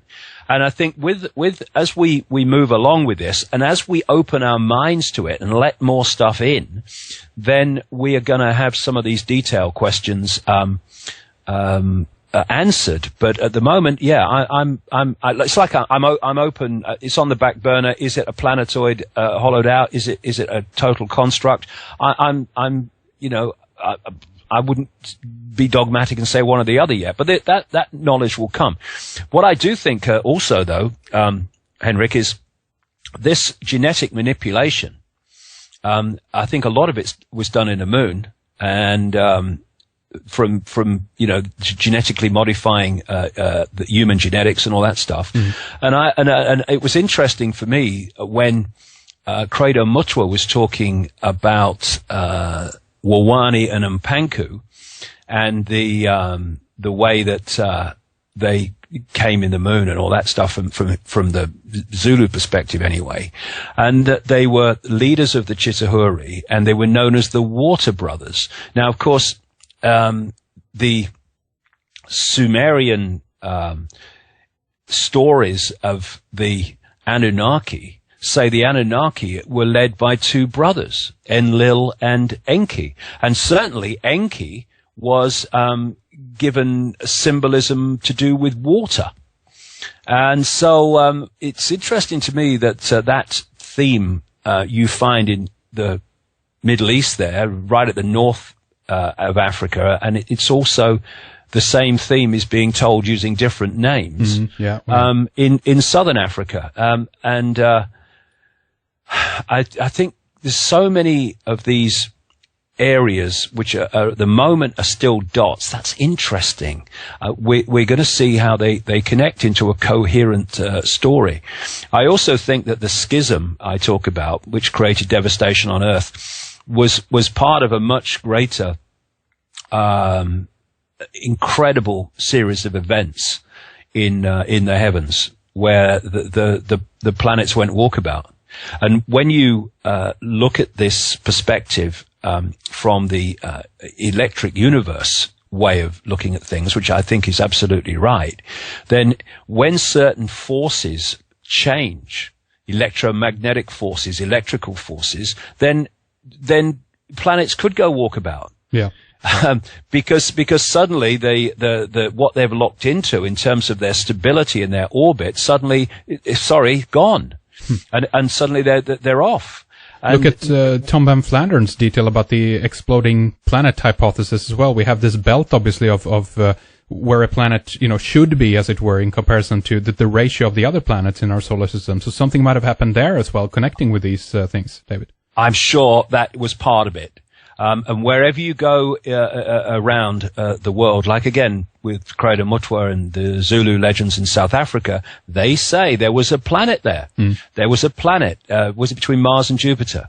And this we're starting now to get the sort of information and more open minds to process that information that are pointing some very, very common themes. I mean, Velikovsky, right? Manuel Velikovsky didn't have every detail right, but my goodness me, I think his theme was spot on, and to do it when he did was absolutely a round of applause.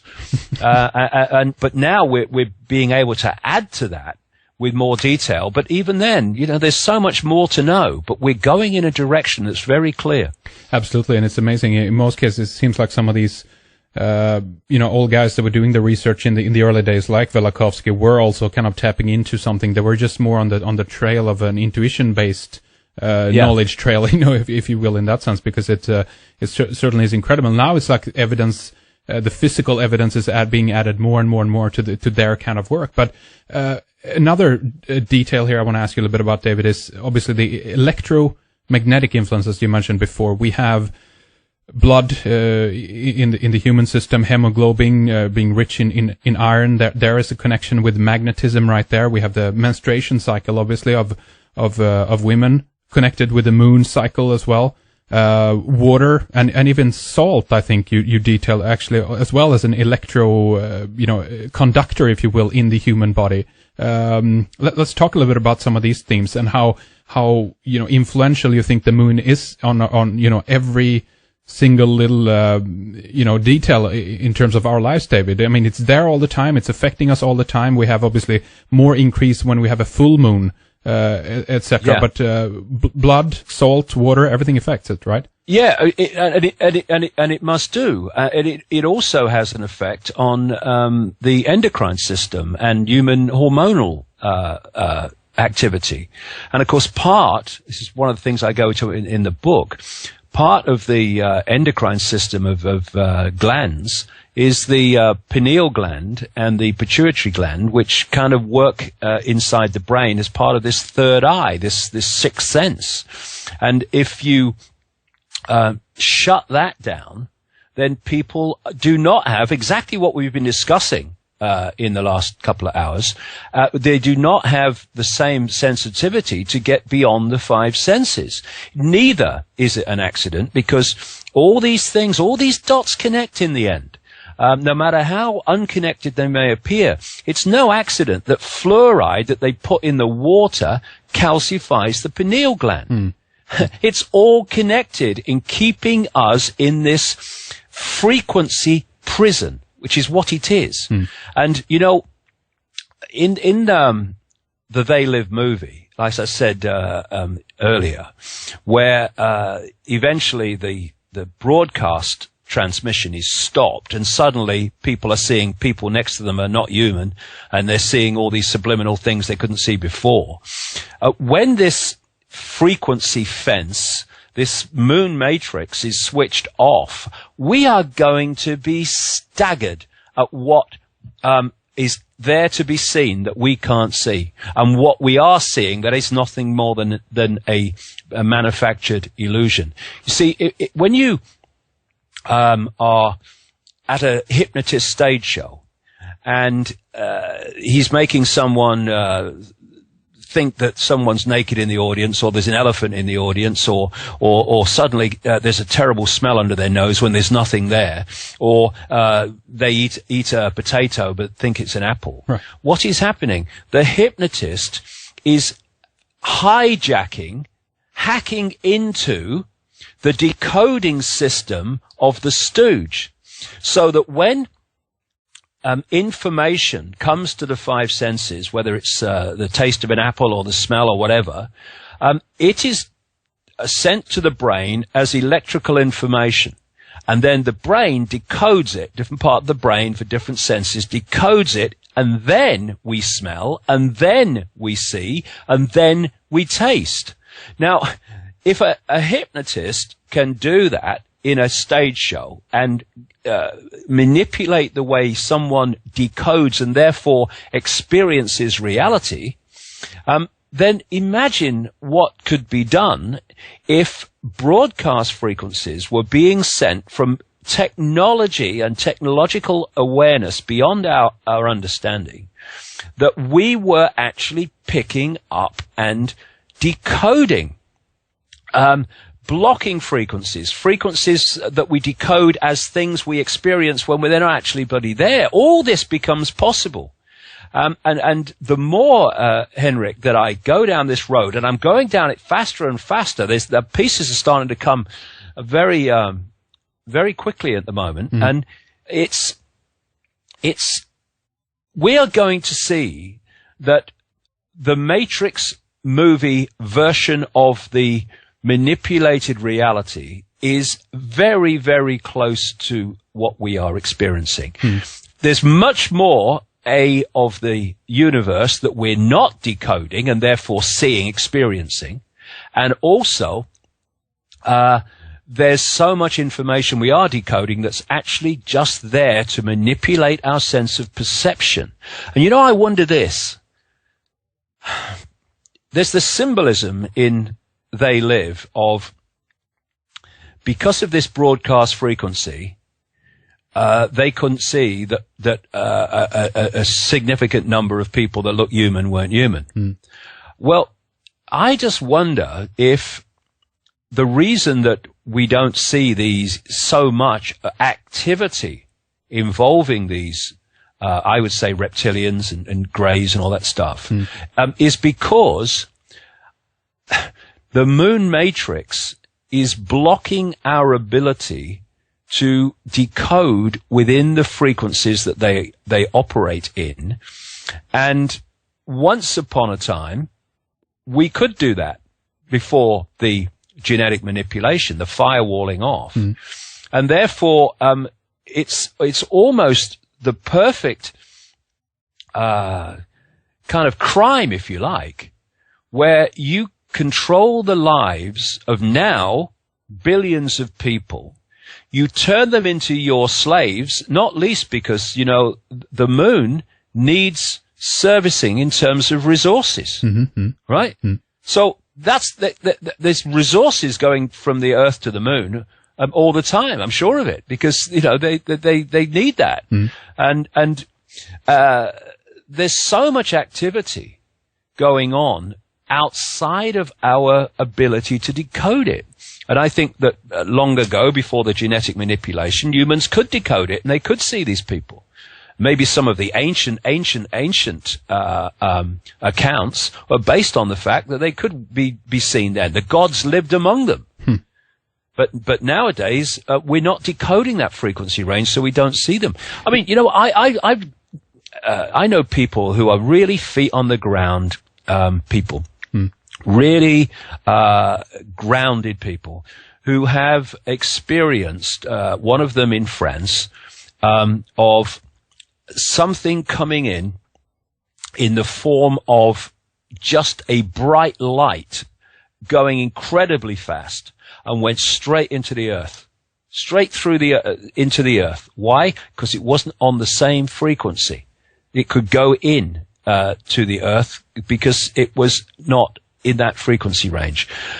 And he's convinced it was, and in fact, someone who was giving him information at the time confirmed it to him. These were ships, because they have the ability to, we call them ships. They are vehicles for travel, if you like, because they have the ability to move in a certain frequency and then move into this one. So they can go into the earth, and I'm sure we know there are non-human and human, non-human interactive bases within the earth. They can enter the earth in an energy form without having to actually come as what we call a UFO or a ship. Right, yeah. And in this way, there is, I'm sure, enormous interaction, which we don't know about, between the earth bases, and the moon. And, when you look at the number of sightings that there have been on the moon of strange activities and UFOs and strange lights and stuff, we ain't talking about 25 people. We're talking about very significantly large numbers of people. Nothing like the 7 billion humans, but still a significant number of people. And that civilization, which I say is going on in the moon, it has to have the resources it needs. It has to do all the things that it needs to do, and it needs to get the resources for it from elsewhere. I wonder if this whole thing about gold is not something that is required in the moon. That's right. I mean, obviously, there's so much gold that have been taken from the planet, been taken from the reserves that we thought we had. Even under the freaking World Trade Center towers, there was a huge amount of gold just disappeared. On that day. And Henrik, who has been the prime family behind gold? The Rothschilds. Yeah. And the Rothschilds are as powerful as they are, because they are very, very close and interact with this non-human race. In fact, they probably are this non-human race in human form. And so, yes, I talk about that in theme and just asking questions in Human Race Get Off Your Knees.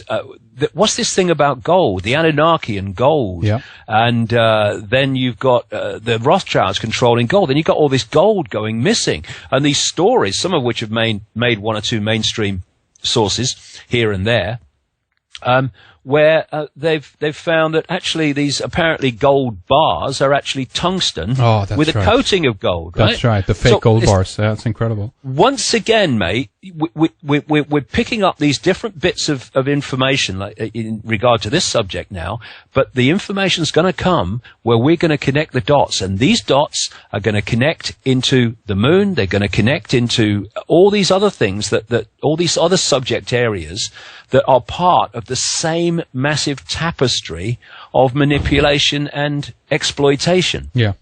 We might be looking at then, David, a kind of a co-joint, if you will, off-world, colony, if you will, on the moon, maybe partially human and partially alien or reptilian, whatever you want to call it, but that gives some credence to this idea about that there is a secret space, program going as well, and the fact that, I mean, NASA even have an official secret shuttle going somewhere doing some kind of missions. The X-37B, it's been spotted by amateur astronomers several times now. We don't know, that could be going to the moon for all we know.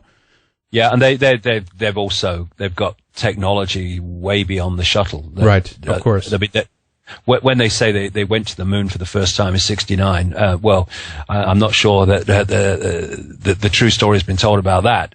But certainly they've been going to the moon for a long time in much more advanced technology. I mean, that's all in many ways part of the smoke screen. It's part of this is the limitation. This is the cutting edge of technological potential, right? Well, they're flying around in things way beyond that. And are they even having to fly around? I'm picked up stories over the years of what you might call beam me up Scotty technology, where they're moving people off planet to bases elsewhere. One talked about a base on Mars that he claims to have visited. Well, we don't know that. He says that. But he certainly was describing that the way it was done was along the lines of actually demanifesting and then remanifesting. And, this is why we have to open our minds, not to accept it just because someone says it, of course not, but we have to open our minds to the fact that things are going on around us that are far in advance of anything we think is possible. And we're going to, like I said right at the start of this chat, mate, we're going to have some real shocks and surprises in terms of, people that haven't researched this, enormous shocks and surprises when they realize what's been going on. Because it's coming out. It's coming out. It's meant to come out. It's part of this transformation. They can't keep the lid on it. Not indefinitely. They can't. And when you think, as we were saying earlier, what we know now that we didn't know 20 years ago, 10 years ago, 5 years ago, what are we going to know 5 years from now? That's right. And it's in this period of five years and then on that some major shocks in many areas, experiences, challenges, and also, oh my God, so that's what's been going on. And it's going to be an amazing time. Absolutely, and it's accelerating all the time, not only the gathering of the information, but, the way it can be accessed as well. But we're going to begin to wrap things up, David, for this time, but I want to ask you a little bit about this, and this is kind of one of the tricky questions again in terms of you're not in a position to know, but I want to ask you about your intuitive, feeling about this. The they live style, hypnosis that is being beamed, if you will, at us that you mentioned earlier.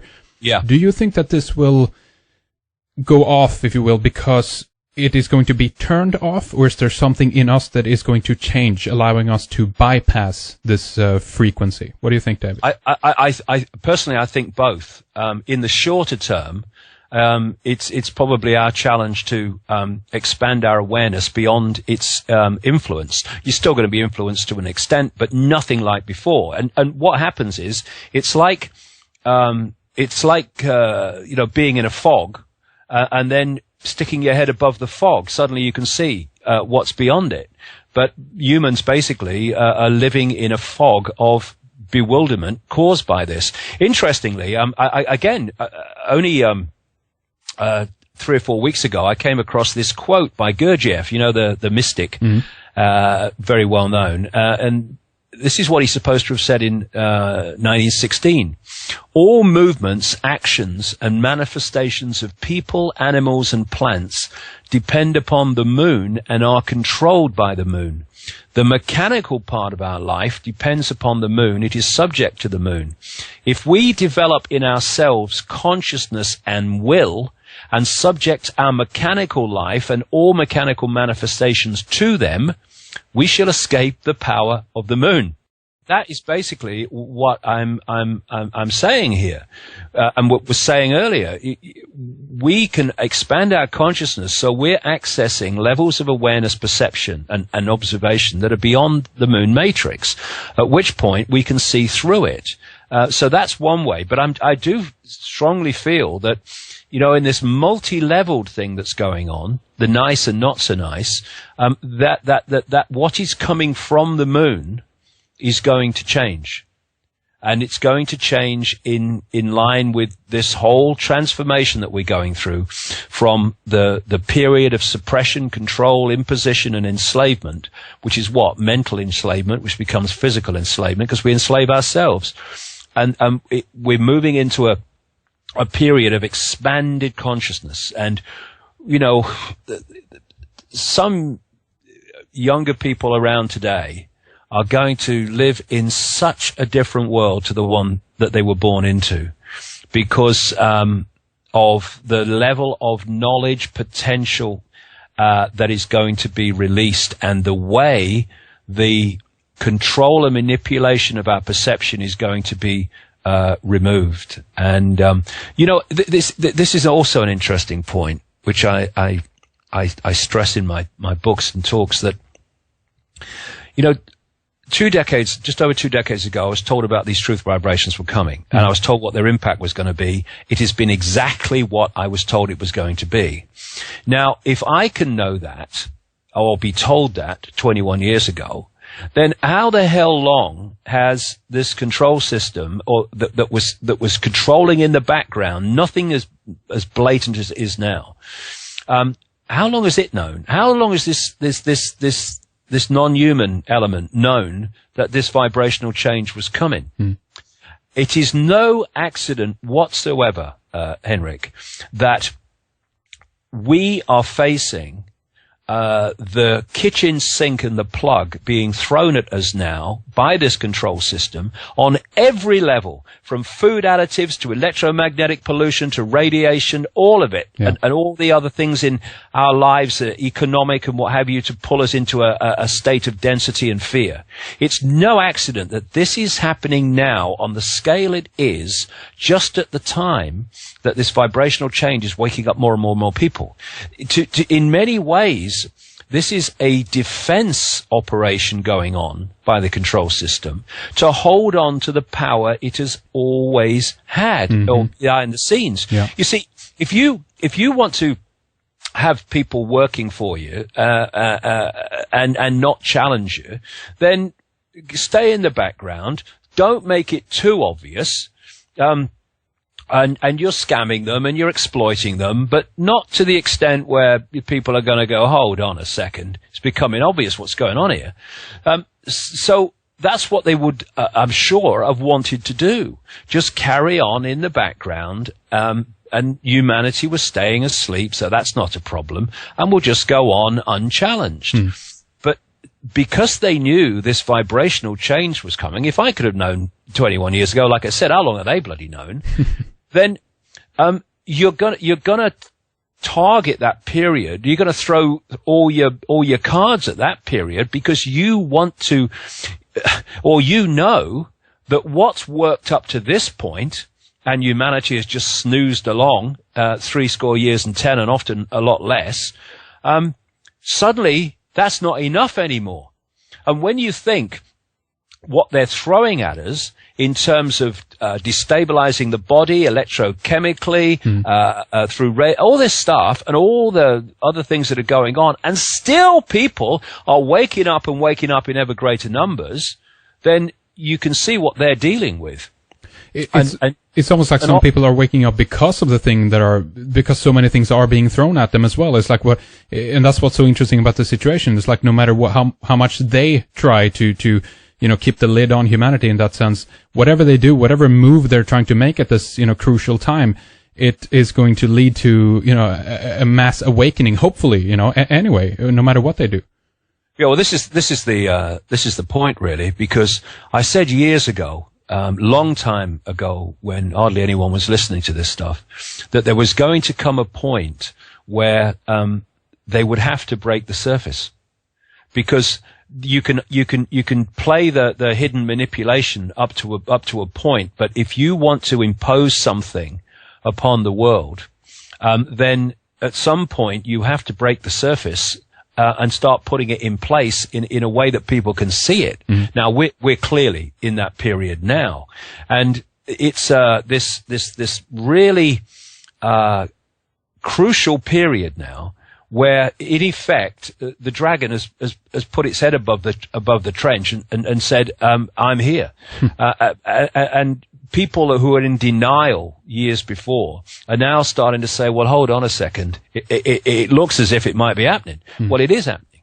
And so again, that is the way that even the five senses of just observing the world that's there to be seen can see that actually this conspiracy is no kind of theory. It's actually happening. So yes, that's also. I mean, so many people have turned to my information over the last few years because of what I wrote years before.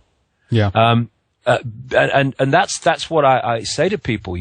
Just speak your truth, because if it has any validity, it will eventually be shown to be so. But if you don't speak your truth, it can't have validity down the road because you haven't spoken it. That's right. And it's important that we just put aside the fear of what other people think or what people say about us or all the rest of it because we're speaking our truth. That's what we're here to do. And what's happening, because I have this thing, you can't unhear something. It's very, very powerful fact that. And if you speak it, like when I did years ago and got enormous ridicule, well, that's what you do when you do that sort of thing. But if I hadn't, people would not be looking at my information now as they are. True. Because why would they?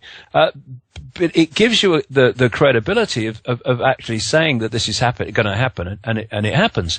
And that's only because you put aside fear of the consequences of what will people think about me, and this is my truth. If it doesn't have validity, well, it won't be shown to be so. But if it does, then down the line, you'll be glad that you spoke your truth then, despite all the consequences and ridicule for doing so. That's right. It's going to surface eventually anyway, and you can't hold that down. That's what I believe as well. I feel that there's a force behind things moving in the right direction. Maybe definitely the force of truth or whatever it is. It's a positive thing that is on our side, if you will, in that sense, and it wants to be known. It wants to be recognized in the world for truth, because again, there's been too much cover up and going on for such an extended period of time, and people can have a different approach to this, that certain things that have happened for a reason, for the human experience, etc., etc. But I believe, just as you, David, that the time is right, for these shackles to be, thrown off right now, and for things really to be starting to open up, and that's exciting, if nothing else, in these dire times as it is. That's a positive thing that people should, I think, focus on as well. Yes, and there's another point here, because you can look at the same thing and see it from a different angle, and none of the angles are wrong. It's just the point from which you are experiencing it. So it's not paradoxical. It's the fact that when you observe something from here, it looks like this, and it is. But when you observe it from here, it looks like this, and it is. And when we go through a transformation of perception, consciousness, and I can speak from my own experiences. I had an extreme one. What happens is that we are generating a magnetic field all the time, and the vibrational state of that magnetic field is dictated by our mental, emotional, and what you might call spiritual higher awareness state. And that magnetic field is pulling towards it other magnetic fields that sync with what we're putting out. These are people, places, ways of life, jobs, relationships, all of it. And when we go through a spiritual transformation or a consciousness transformation, clearly that impacts itself upon the magnetic field we're projecting. Thus, it starts disconnecting from what the old field was connecting to, the old state of being, but the new one is not. So people, locations, relationships, opportunities, all this stuff, jobs tend to change. The more powerful the change, the more blatantly they change. And what is experienced then is, and I experience this, is that your life seems to fall apart in that process. But it's not falling apart. What you're experiencing as that is actually the transformation between what the old you was drawing in and what the emerging new you was drawing in. And if the old, and people say, oh, my life's falling apart. And you say, well, hold on a second. That's the life you didn't want. That's the life you wanted to change, right? Right? Exactly. Yeah, but because we find solace in security, things not changing. We've got to get over that one in the period we're in. Big time.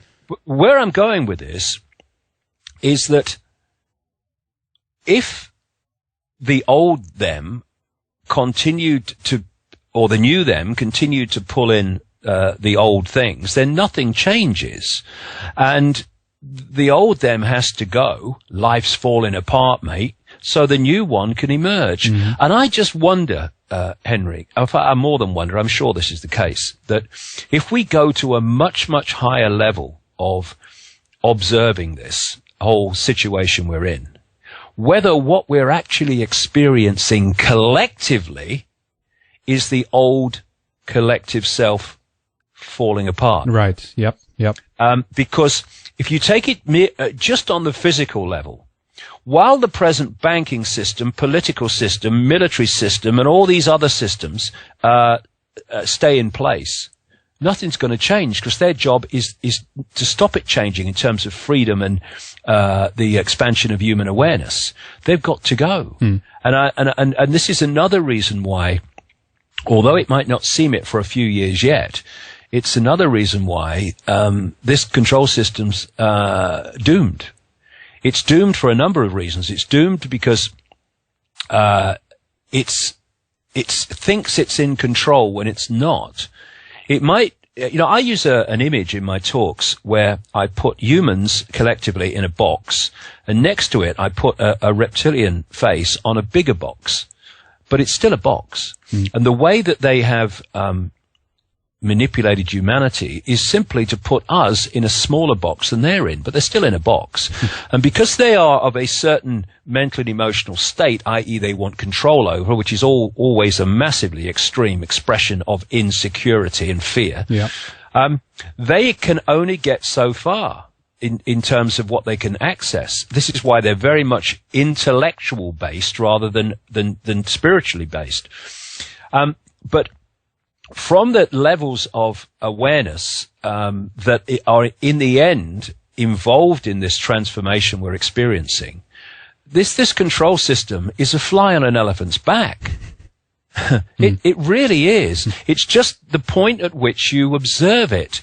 And this information construct on which this control system is built, this information construct that we've been experiencing through this last period of control and suppression, it is being phased out as the new one takes over at a much higher level, much more advanced level of perception, awareness, everything.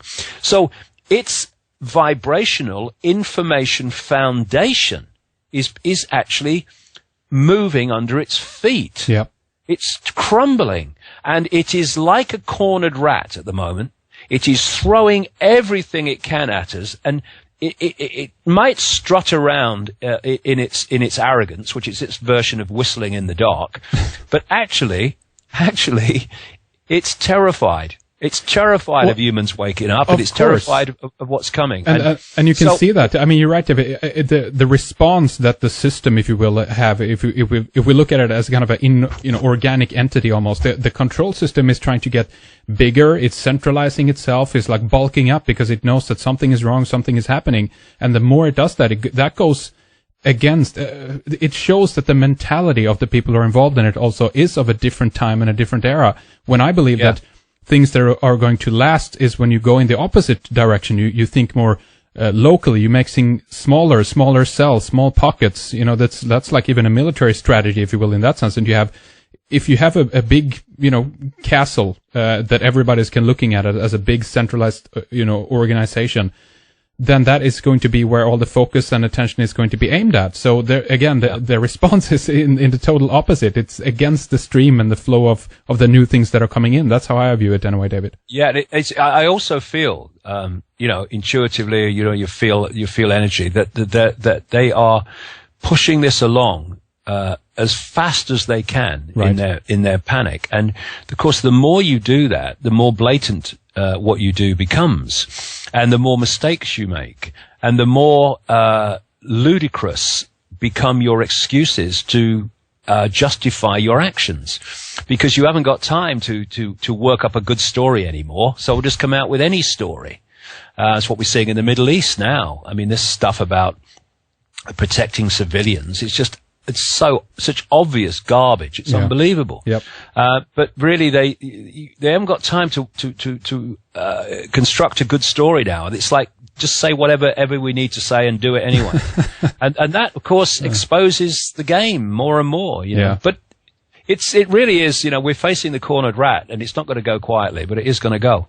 That is absolutely correct. And many more things, I think, will open up as a consequence to this as well. And hopefully when the transformation of consciousness happens and more people get ideas and come into this state, how is it that I didn't see this before? Hand in hand with that, David, I also feel that people will be potentially even on the cusp of inventing things, maybe free energy. People, on various spots around the earth at similar times, if you will, are also going on a different road where we might invent, free energy to get off the centralized grids that are out there, another level of control. But that's a whole different topic. But it's an exciting time. Henrik, one of the things I've picked up over the years, from out there sources, if you like, is that what seem to be incredible problems on Earth, not least environmental problems and all this stuff, they're not really the problem we think they are, because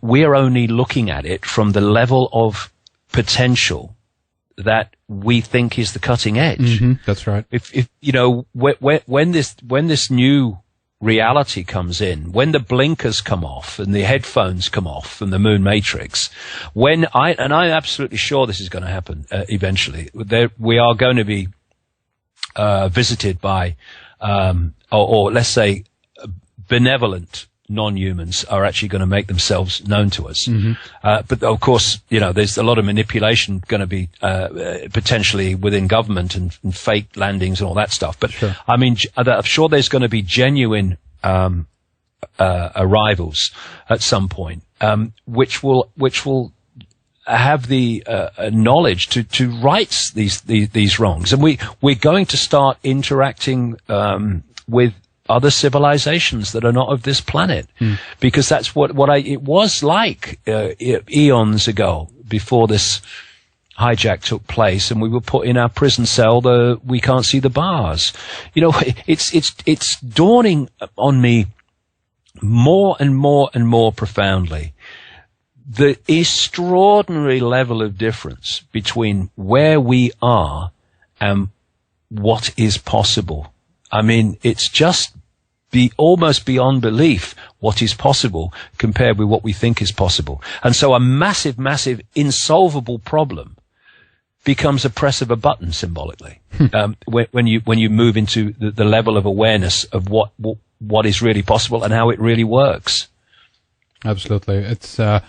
It's really interesting, David, and again, as you said, we have a lot of the dots here that we are connecting, and more information is coming to the surface all the time. And obviously, one of the things, if people are new to your work, is to take a look at your latest book, David, Human Race, Get Off Your Knees, and ain't that about time, by the way. davidicke.com is your website, and there's so much there as well for people. Articles, news, so you have a newsletter, DVDs, videos, and books, a ton of material. And then I want to encourage people to go see David live as well. It's a blast, and much more of these dots that we've been alluding to here in this program are laid out in greater detail by David as well. And he's coming to Bavaria, Rome, Copenhagen, and then Stockholm, and then I guess you're continuing your tour as well from that point, David. But you're writing a new book as well on top of that later on, do you think? Yes, I'm coming back from Copenhagen in about a month, and I've got to hit the chair running because I've got to I've got to finish it by mid-September when I head out for about 2.5 months, traveling. I'm doing about 4 Australian cities, and then Auckland, New Zealand, and then Cleveland in America, and also New York, and then I'm coming to Europe to do Amsterdam and Croatia. So it's a heck of a year, but then again, that's what we're here for. That's what we're here for, exactly. Couldn't agree more, David. It's such a treat to have you back with us again. Thank you so much for your time today, David. Keep up the great work, and it's excellent talking with you. It's a pleasure, Henrik. See you again. Bye. It's been great to have you with us. Until next time, take good care. I also want to say thank you to Fredrik, Lana, Elizabeth, and to you for listening.